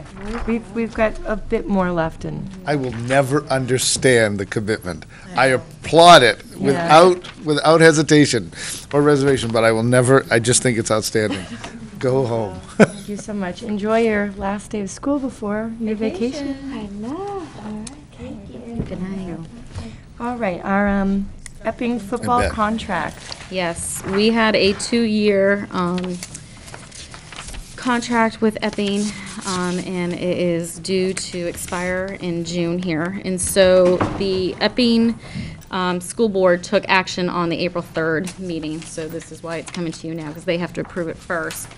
There was a negotiation between myself and my counterpart over in Epping to negotiate this contract, and this is where we kind of settled, which I believe is kind of a win-win. A little history behind it is that this co-op started in 2008, 2009, for those of you who don't know. It's a football contract. And the first year when we created this, we sent over 5 students. Well, that has now tripled in size. Now we're sending 15. So the costs have gone up. Last year's cost for the program was about $30,000. And Epping pays all the expenses. We're paying the flat fee of the $7,500. And now we're going to be asked the first year to be paying $10,000. And you can see in year 2 what that looks like, which the structure changes briefly based on enrollments, just because of those additional students have an additional cost impact. This contract does need to be approved by April 30th. I have seeked to see what the April 30th deadline is and have not been told what it is. I don't know if it's an NHIAA ruling or if it's an Epping term date, but we have to approve the contract by the April 30th deadline, so. So the good news is that the program is successful and it's growing. So we're seeking approval for another 2-year contract for the co-op program. Okay, I just want to start by saying, Sure. in a nice way, to get contracts like this and not have like a meeting to think about it and like to actually have to sit here at 10 o'clock at night and decide, like it happened with the new hockey thing, and I just don't feel like, I've been sitting here looking at this going, all right, this is great. I want to be able to see what the last contract was so I can compare the two. And now I'm being asked to make a decision before in April. And I don't know about anyone else, but I just don't feel comfortable, especially when it's committing money that, have we previously budgeted for? We previously budgeted for, we have previously in the budget right now for $7,500. So we do have to find some money. Correct, which is where the negotiations came in. This is being brought to you, like I said, now because by the time we talked about it, they weren't going to go forth until the April 3rd, which then only gave us this meeting to have this conversation. So, and they have to act on it first before it comes to us. So we need to, it's another $2,500, right? Correct. Is that what it is? Correct. Do And we these- believe we can find that within the athletic Do budget. these students pay any money out of pocket like the hockey students do? No, they do not. Well, they pay for just standard equipment, like.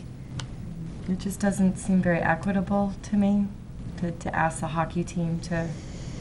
Well, this is past practice. Yeah, I know. It's based No, on a I past understand. practice I versus. understand Plus, the cost of running a hockey program versus a football program are dramatically different.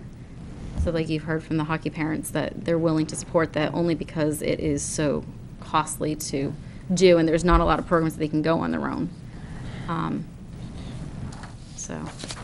But I do apologize, and I respect, what you're saying, Kelly, right. for Well, sure. and I think you've explained it at least, that, so maybe in 2 years from now, we could try to coordinate with Epping a bit better.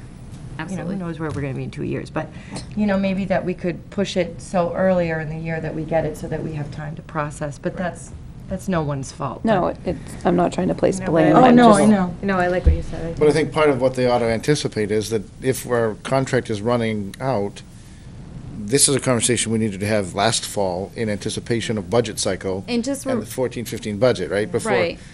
Because the assumption otherwise was, we liked the price the way it was, and we weren't gonna change it. So it's a little bait and switch later. And just so you know, that conversation did happen, but remember, we were talking tuition agreement when we were dealing with that, because this was on my plate months and months ago, almost a year ago, when I was getting ready, and we were still under the tuition agreement process, so we backed off because we couldn't advise, Couldn't really we commit didn't know one where way we're or the other. going. That makes sense. So it's just that everything was kind of not aligning correctly, and then we said, okay, we have to, now that we're not doing a tuition agreement, here we are. That's a good point, So thank you. I just wanted to make sure to clarify on that. Yes. But for what it's worth, the program has changed because they're looking for the price to essentially double. You've been able to restrict it to 10,000 in the first year, but if it's 15 again in the subsequent year, we're up to 14 grand. Yes, because it's for each, you pay $100 in the second year. And we did that so that we could properly budget for that impact. Is there a cap of members that we're? There's not a cap, but we anticipate in next year that there'd be the same enrollment, about 15. Because there's another program, there's a 3rd and 4th grade program that just started up as a feeder program, so. So in 2014-15, it's a flat 10,000. Flat 10,000. The year after that, it's 10,000 only for the first 12, and then an additional 800 for everybody after Per that. student, correct. Oh, I'm sorry, first 12, I did first 10. So, yeah, it's not gonna be 14,000 in No, the it's subsequent like- years. Yeah. It's gonna be 24 on top of that, 12-4. Okay. I think there needs to be some kind of cap, just like we capped. I mean, we can't just open up. I mean, I still have a hard time reconciling the fact that we have such a tight budget, but yet when things like this come to us, people just say, oh, we can find that in the budget, we can find, and I'm like, how is that possible? I know you live it and breathe it, and you know more than I do about it, really, but I can tell you where this is coming from. it just 'cause it's sends coming a from my phone message bid. like, You what? My phone bid. Okay. From the money you saved. You on saved the from the phone bid? The phone bid, and it requires Kristen Krantz, the athletic director, to get creative when she's scheduling and the busing, and she can save cost on officials, and it's it's creativity, which can exist. It requires more work, but And the families have to be creative because they have to get their kids to Epic. yes, we don't provide transportation. And it's the same thing along with the hockey. They have joint the colors and everything like that, and so. Can I just ask it may be a silly question, but if this needs to be voted on by, when did you say? April 30th. Your next meeting's May 1st. So, I mean, can we, and I don't know the procedure, so forgive me if I'm stepping over whatever, but is there an option for us to digest this piece, ask questions, and have a quick special school board meeting? We can meet anytime, we just have to post it. Yeah. So would I know some of us may be away for spring vacation, but I think, we need to do our due diligence and look at this. I'd be willing to do that. Would that be an option? Is it something we? Fine with me. That way we're honoring, your needs and we're honoring what's being discussed here. I didn't hear a date, but.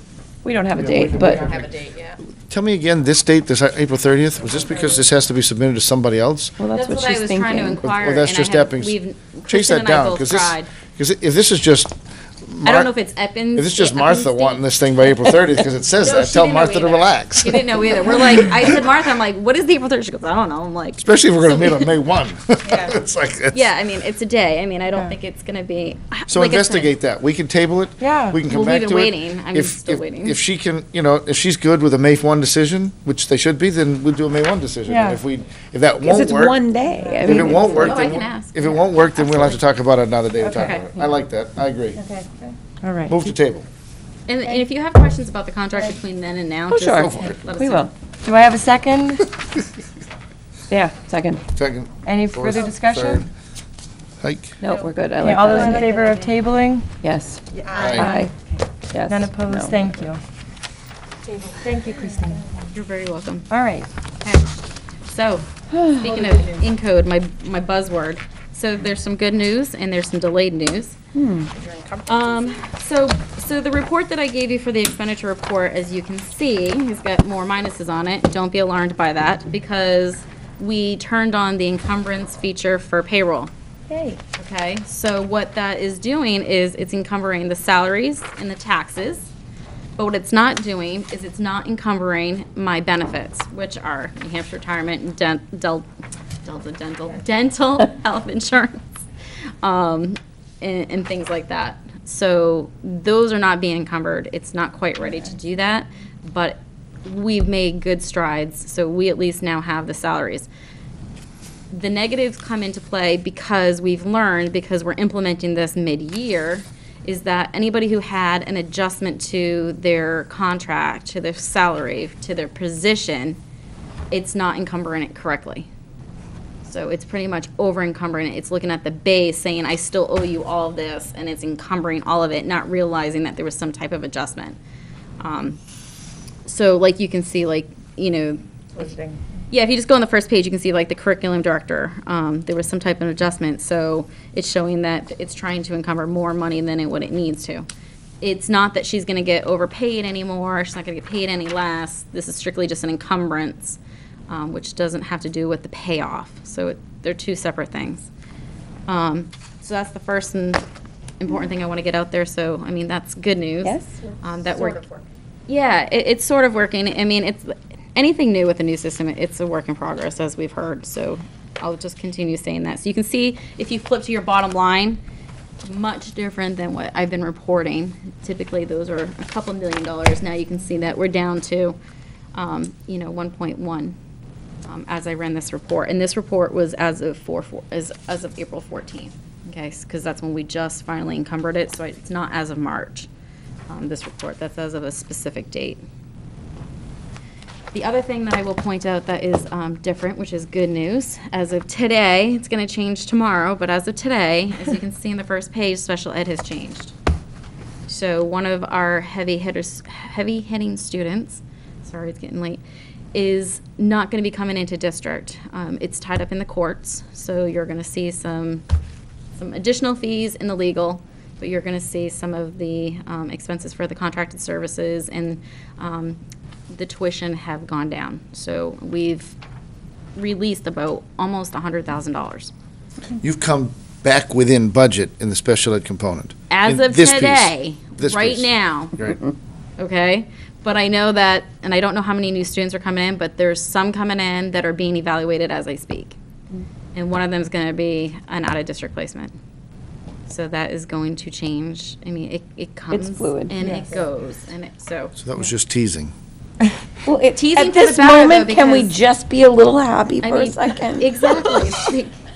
You're stealing my thunder for Better than the once. food service. Make it so, make I'm it not so. gonna go like this. Yeah, so, I mean, like I said, it's good in that sense, so yes. But it is ever changing, so I will continue to provide you updates on that. Thank you. Can I Yay, ask Christine. Yes. one quick one, ready? I just ask, would you as the BA keep the chair abreast of your deadlines and your timelines and your concerns? Because, let me take just a minute, quickly, it's late, and you guys are bored, and you don't want to do this, but let me just do Quickly, this. and you are not in the same. Look at, start on page 1, under psychological. Yep. I got a salary line, the first line, right? And then I got sick day buyback, health insurance, dental insurance, life insurance, long-term disability, EAP, FICA, retirement, unemployment, workers' comp. Okay. Flip the page. Look under, go all the way to, well, just look under technology. I got 3 salary lines, right there. Director, coordinator, webmaster, right? And then I got, here I go. Sick day buyback, health, dental, life, long-term, blibbit, blibbit, blibbit, blibbit, blibbit, right? And I have that in every function in the budget. Now, let me say this. There's a whole school of thought out there that says this is exactly the way you should do it. Because you should be able to assign all of your overhead, your burden, to function by function by function. Except, I would challenge any one of us, you, to tell me if there's ever been a benefit, or if we can even perceive there to be a benefit. It certainly might be nice, we could talk about it, to have some of that breakdown by building. If you're the town, I'm sure there's a benefit in being able to burden by department, like police, fire, public works, you name it. But for us, it simply takes what could be a 7 or 8 page report, makes it a 25-page report, and it makes it next to impossible to ever have a sense of where health is going, dental, sick, bip, bip, bip, bip, bip, bip, bip. I asked this question a while back, and I know that one of the things that Christine said was, if you're going to make that change, you kind of got to make that change while she's setting up the software for another fiscal year. So if we don't do it in a reasonably near term, then we're not going to do it again until next spring. So I had commented back along, it'd be nice to have a little subcommittee to talk about formatting and stuff like that. That's one of the things. I think we could gut this puppy and consolidate some of these accounts, and it would be easier to see the message in ups and downs in those areas, and it would shorten this up and make it more useful. You don't have to make decisions about that tonight, but before we get to a June meeting and you say, oh, I'm sorry you needed to do that a month ago, will you just keep abreast of the chit so that we can talk about if that's the kind of change we might want to make, we make the decision early enough for you to deal with it. And I can tell you, if it doesn't, so if you don't make a change soon, just, this is where I'm at right now, because of the system, the budget is in, and once I install it, any changes I do, it's gonna go to the revised column. Love and Lord, we don't need Okay, to do so if that. I All right. hit submit, which was my intent to tonight, after this, All right, another year, that's okay. is because the reason why I have to do that, the reason why I'm doing it is because we have, we're getting ready to gear up to do purchase orders for next fiscal year. So I have to install the budget for them to do purchase orders against next fiscal year. And once I install it, anything that I change, it goes into that revised column.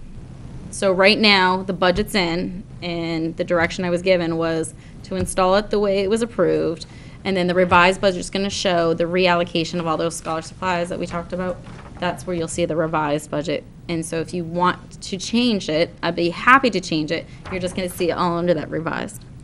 Okay. What are you looking to see exactly? Like, just like, you want all those condensed, like your payroll overheads, I'd have medical like benefits? it's really the payroll related stuff. Yeah, I would there's put a lot of it, health yeah. on one line, dental on one line, for the whole budget. Can I just tell you Yeah. though, historically, those have been asked to be broken out because people, meaning the budget committee, they come to us and say, we don't understand where health insurance is in this number. It's one big number. Well, it's okay. So it's push me, pull me. That's why I said, when we have the It's okay to subcommittee. have a report like this, it's just, it would also be nice to have a summary report. You know, one that people can look at and say, oh, look at, that's how much our medical benefits are for that building. Medical benefits, all encumbered. Payroll overheads, all encumbered, right there. And just to say, I mean, and as a decision-making tool, and, you know, how are we doing? I don't know. I'd have to go in and add up health insurance on like 700 lines to be able to tell you. You could give us that, maybe. Maybe the system will allow you to do some roll-ups, and you can do that. And again, the change I'm talking about making is probably one that has to be done through the budget cycle. It would be, because You'd it's like it much to be bigger. year over year. It's going to change the function totals and so on and so forth on the 22. And the other piece of it is that little subcommittee I talked about. I would not be opposed to having a budget committee member or some tell me why you'd want to do that. Tell me what, I mean, they're listening at home right now. Tell me what benefit you think you really can derive out of that kind of detail. Is it nice? Maybe I would be educated by the answer, so. It would be a nice opportunity to ask them, how does this format help you better than this format? Wouldn't this be of benefit, right? Right, So, and, yeah. and so I think that's a great idea. Okay, so another I year. think that collaboration is a great point. Yeah, I mean, Just because that's- if I change the budget one more time in a different format, Trust, oh, yeah. they're gonna shoot the Oh, messenger. oh, yeah. Oh, yeah, I'm with you. I don't want I'm to, really not looking forward to. I'm looking for one more big change and then we Yeah, call I'm it good, like, right? oh, So- gosh. To add to that, we've been talking about streamlining the CIP with the town, so if Yep. we can streamline how we do our budget reports with town and school to the budget committee. Much the better. It's just gonna make it's gonna make it easier. Thank you, I was trying to I'm find the done, word, that sorry. wasn't easy. Thank you. All right, so I move to accept the fiscal year 14 monthly expenditure report. Oh, we don't don't have have to. it. We don't have to. Nope. I'll go back to bed. That's okay. Would you like to make a motion to move on? Is that what? I'll make a motion to move on. So we don't need to talk about collection strategies. I know that you've. The only thing that I'd add to that is the books. Okay. We have, I think, I don't know if you have any input, but we have missing books that we have tracked down, students, parents to collect books that they have lost, and it's a challenge to get that money. We typically. Have you ever met Isabel? That's from this year? Oh, yeah, we can last hire year, her. 2 years ago, 3 years ago. Are there rules about not promoting a child to the next Yeah, grade? report cards and all Like, that. they do that at the college There level. is. They We used to usually- not send your report card You home, didn't have your but books, yeah? now you can access it Online. online. Yeah, you can do, like, one of the biggest things is where you really get your money back as seniors. They can, Yeah, they can't can't graduate. participate in the ceremony. You can't hold them back from getting the diploma, but you can't participate in the ceremony. There's other districts who will do, you can't get your yearbook, but that, that's all fundraised. I mean, so there's just you have different options. It's, the hardest part is, it's the kids That that suffer. Right, which is why we are, really going for the Yeah. parent, because it's the parent's responsibility. But if you can see that the parent is gonna go pay for the field trip and for the this and for the that. Right. And that doesn't contact me, won't work with me, and, it's like, Then- it's $6 every time I send a, Certified letter. yes, and I'm know. like, $6, I'm like, what happened? So, I mean, it starts adding up, and, I'm sorry, Johnny, you can't march in the graduation. We're looking for that anthology from third grade, you remember? And so what we're doing now is we as an administrative team have collectively got together and said, how are we going to start handling, bad debt and collections? And we're going to start utilizing the Infinite Campus. They have a fee box. So we're going to start putting, it's going to follow you. We're going to haunt you until the day you graduate that you owe from sixth grade. But, we're really trying to Why nip not? it before it gets I mean, there, they- but- Get that money in the year that it happened instead of waiting 6 years till they're seniors. Well, and they haunt you for that class dues. I Oh, mean, yeah. from the moment they step in freshman year, all I hear about is that class dues. Put it in. Yeah. Can we do that? No. No.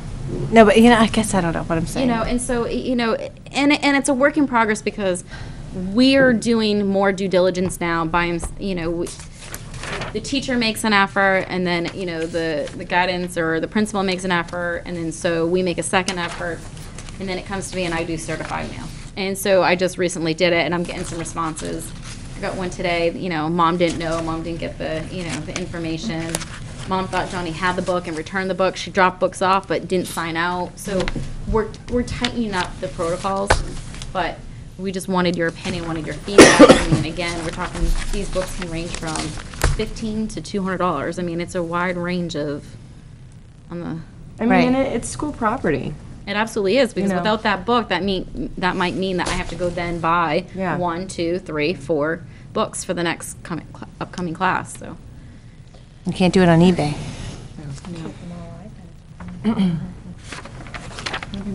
Yeah. All right. Any more discussion on that before we move on to our large list of policy? Yeah, we're gonna bang these out. Bang them out. Oh, yeah. All right. I'd like to make a motion for the first policy.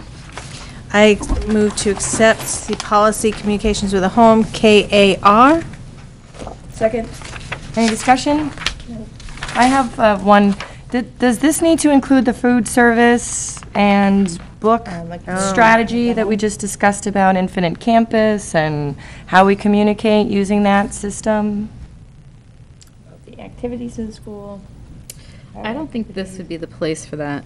That really is going to go into the student handbook. Okay.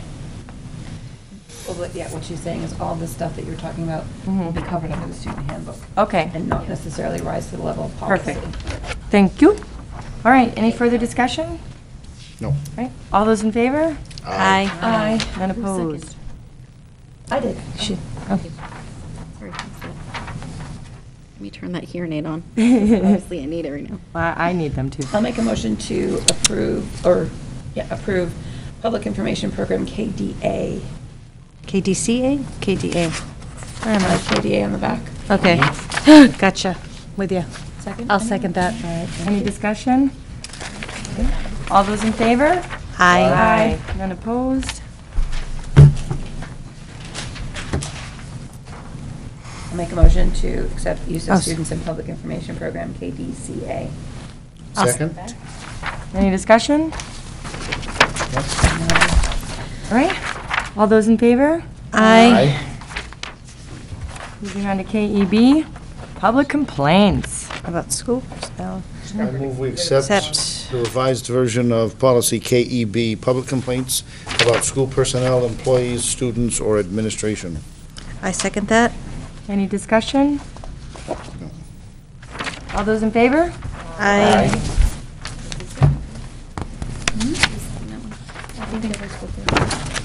I think Mary Jane did. It is late, yes. You know, she's taking notes. I know, I just like to have it for my own records. Right. All right, moving on to policy BHE. I move to accept the policy BHE, school board use of email. I'll second that. Any discussion? All right, all those in favor? Aye. Moving on to BEAB. I move to amend BEAB like this. Oh. Like this. Oh, this is better. Here, listen, it doesn't, it looks like some, but it's not much. Here's, No, here's, I get it. I would, I don't know how you want me, I should, Got rid of that very long sentence, or that duplication of the sentence. right, so Yes. really what I've done is this. I've taken the first sentence and essentially eliminated it.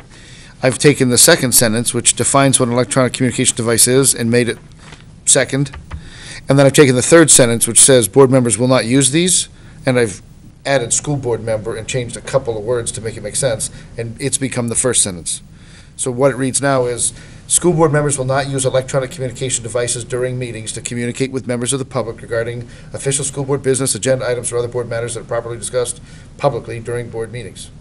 Then it defines what they are, and it says, this policy is not meant to prohibit people from using what we're using. We're simply not supposed to use them to communicate with people during the meeting about the meeting. So I see you bypassed your policy committee member when you. I just did it, I only did it an hour before the meeting, so. I won't take any of it. Sorry, I didn't think. All right. Yeah, it's all good. Yeah. So how do we So accept your? Move as amended. Move as Could I amended. move as amended policy BEAB, which is school board member use of electronic communication devices during school board meetings? Any seconds? I'll second that. Oh. Any discussion?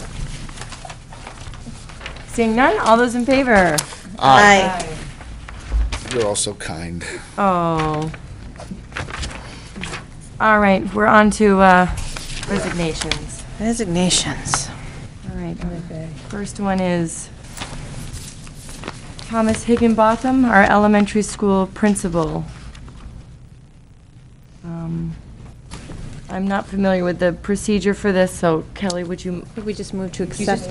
just Okay. Move to accept. All right, I move motion to accept it. I'll move to accept Thomas Higginbotham's resignation from the elementary school as principal. Any discussion? I would just like to thank him for his time and I wish him well in his future endeavors. Absolutely. All right, all those in favor? Aye. Aye. None opposed? Okay, our second resignation is William Barth, high school English. I move to accept the resignation of William Barth, high school English teacher. I'll second that. Any discussion? I would only offer that this was a late hire in the year when we had a vacancy, and we appreciate Mr. Barth stepping forward in what I think was his first teaching gig. Hope that it was a meaningful and useful year as he mentions in his letter, seeks employment closer to home and shortens his commute. Okay. All right, all those in favor? Aye. Aye. None opposed? And our last resignation is Dr. James Hayes, superintendent of our school district. It's a notice to retire. In his absence, he and I spoke about how we'd like to handle that, and he's respectfully asked if we could read the letter. Do I need to read the letter? I need to read the letter. I mean, anyone of us. Yeah, I just, You want somebody else to read it? no, I didn't know if that was what I needed to do. Okay. I think if that's what he's asked, yeah, let's. All right, dear school board members, this letter serves as formal notice of my intent to retire effective June 30th, 2014. My contract requires that I give at least 60 days notice prior to termination of the contract, and this notice more than satisfies that requirement. Working as Newmarket superintendent has been a very satisfying period in what will be a 43-year career. I've been blessed to have a career in which I've enjoyed every job I've held and blessed to have the good health and energy to meet all of the challenges. Being able to make a difference in the lives of many children is extremely rewarding. In Newmarket, I've been fortunate to work with an outstanding school board, terrific administrative team, dedicated employees, a supportive community, and wonderful students. And yet, there's a time when it makes sense to retire, and, for me, that time is now. Please know that my work ethic has always been about doing whatever it takes to get the work done well, and that work ethic will continue until my last day. Thank you for all of your support and for the opportunity to lead the Newmarket schools. Sincerely, James J. Hayes. I move that the school board accept the notice of intent to retire and termination of current contract of James Hayes, superintendent of schools. I'll second that. Any discussion? I think we should thank Jim's wife again. And again. I'm sure she's not watching, but thank God. Asleep, yeah. I would like to just wish him well on what he had done today, and he taught me a lot about what to do and what is right, and to stick to your convictions, even in the face of some really ugly stuff. So I appreciate that. I guess I would echo what I've said to him and to the board a couple of times in the past, which is I've seen some pretty amazing work product come out of that superintendent's desk, which is different from what I've seen in a lot. Superintendents have a lot on their plate. They have an impact on great things. This is a guy who has actually also used a lot of his time and energy to generate material, which has been some good quality stuff, and I appreciate the extra time and energy that he put in for that. So I think I'd also say that based on what the school district was when he first got here, I mean, yes, we don't have a solution to our facilities problem, and despite what other people think, that wasn't the only reason we hired him.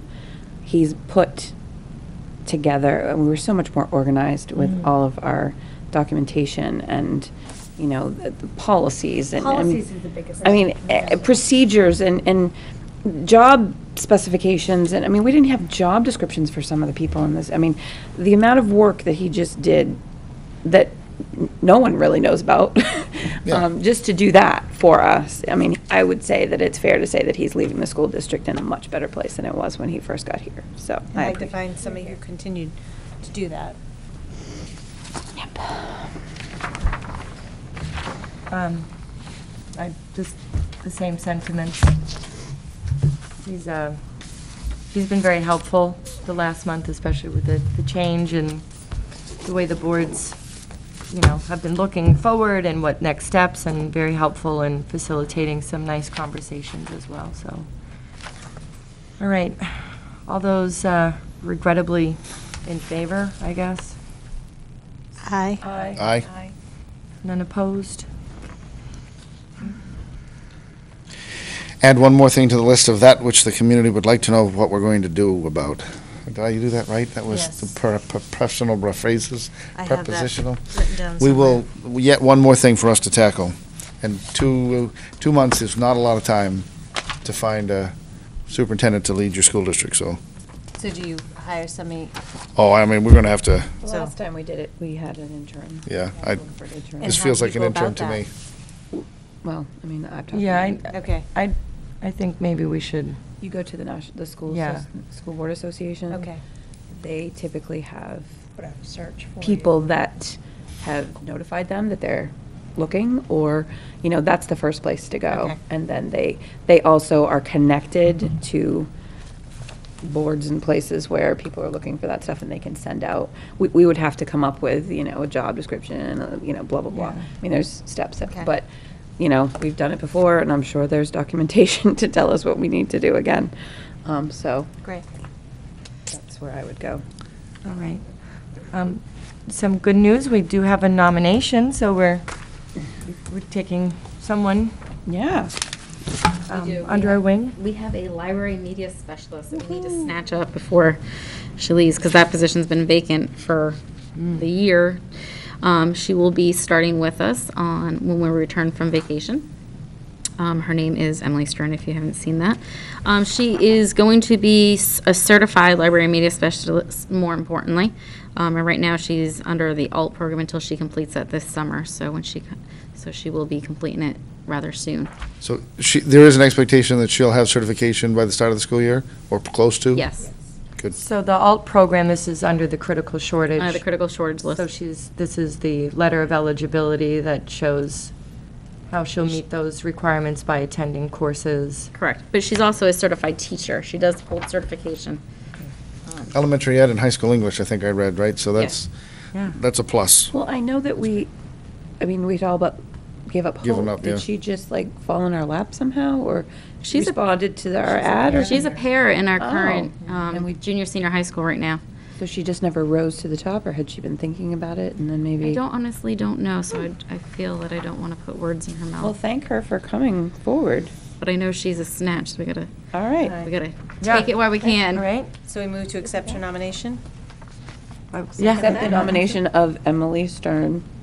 as library media specialist. Second. Any discussion?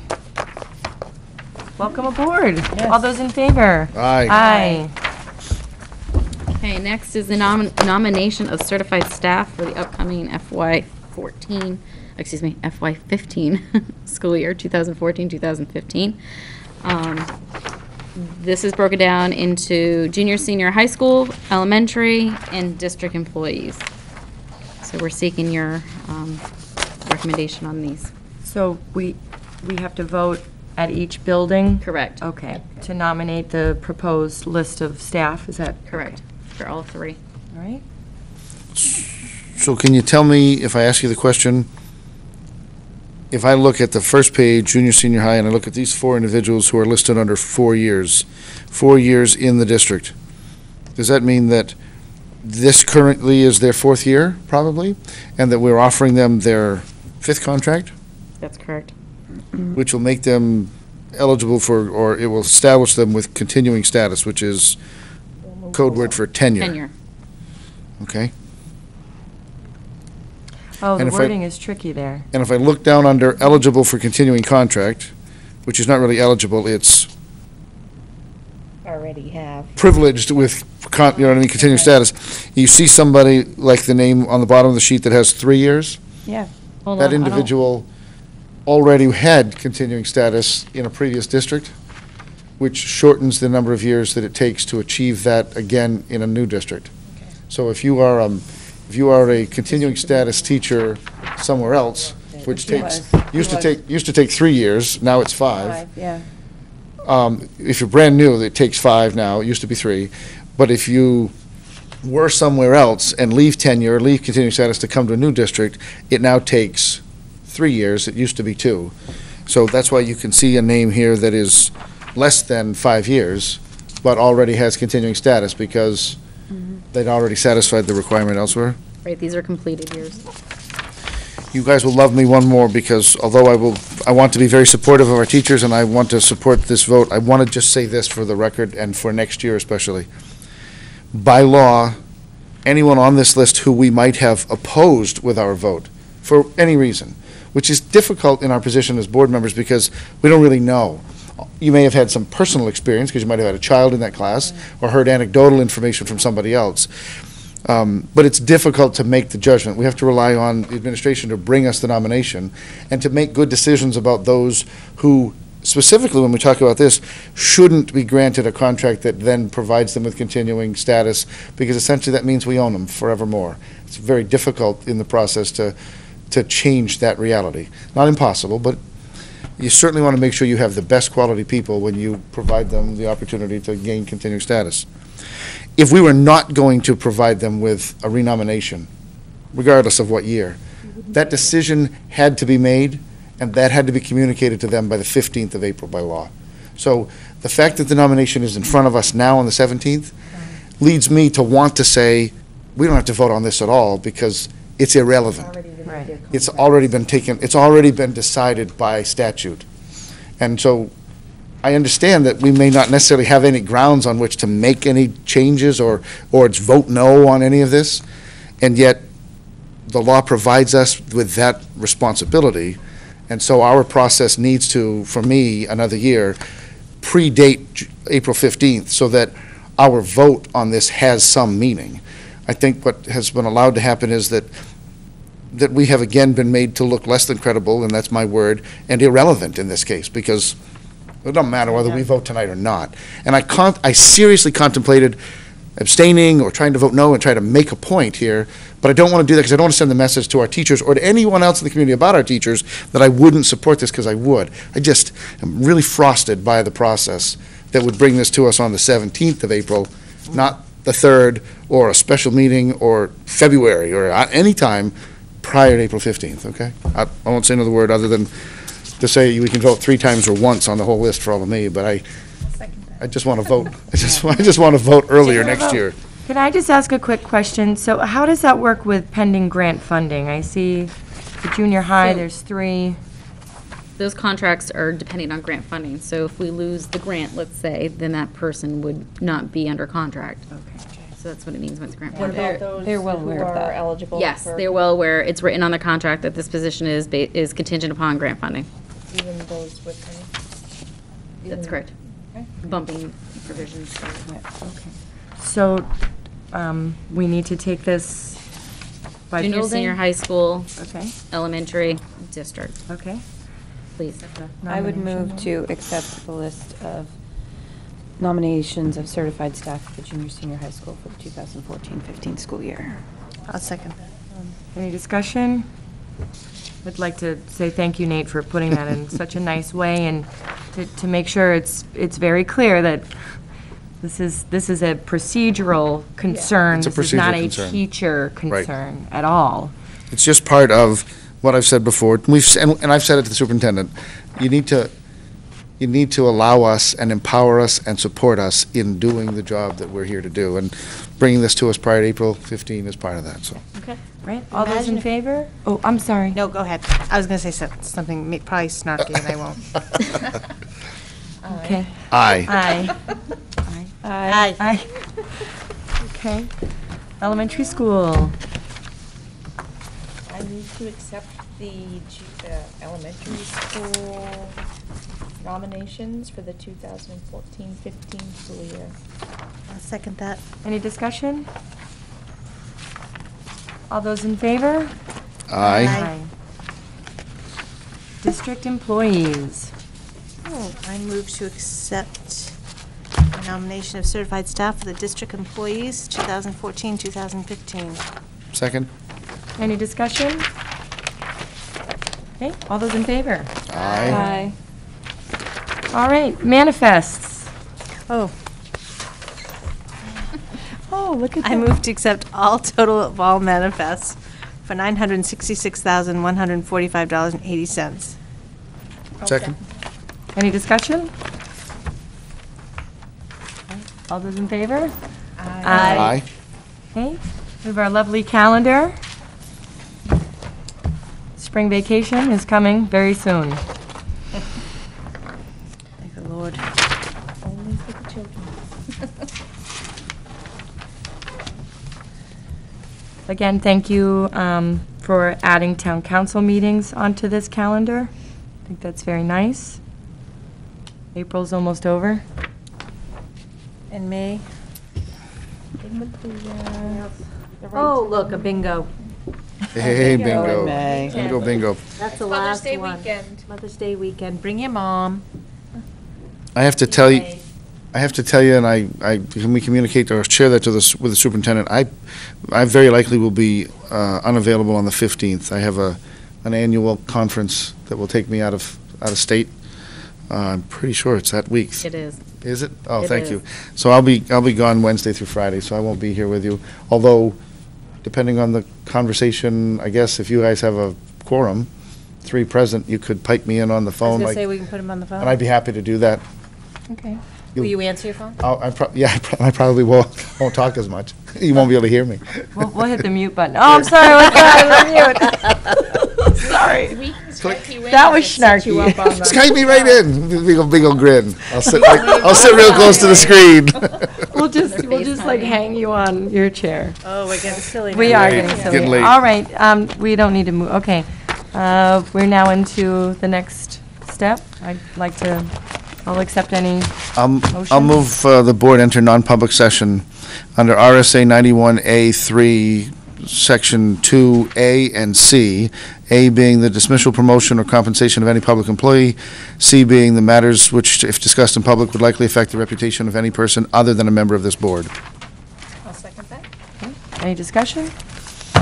Okay, all those in favor? You need a Aye. roll call. Oh, sorry, thank you. Thank you. Bye, guys. Good night. Gail Wentworth. Aye. Kelly Foster. Aye. Mary Jane Hilton. Aye. Nathan Lenny. Aye. Elizabeth McKinney. Aye. And who seconded that? I did. I didn't hear a second. I did, I think. Mary Jane. Thank you. And you're right Thank next you. to me. 10 seconds ago. funny. You guys get to bed at some point. Okay, Yeah. 10:40. I'll eat chocolate.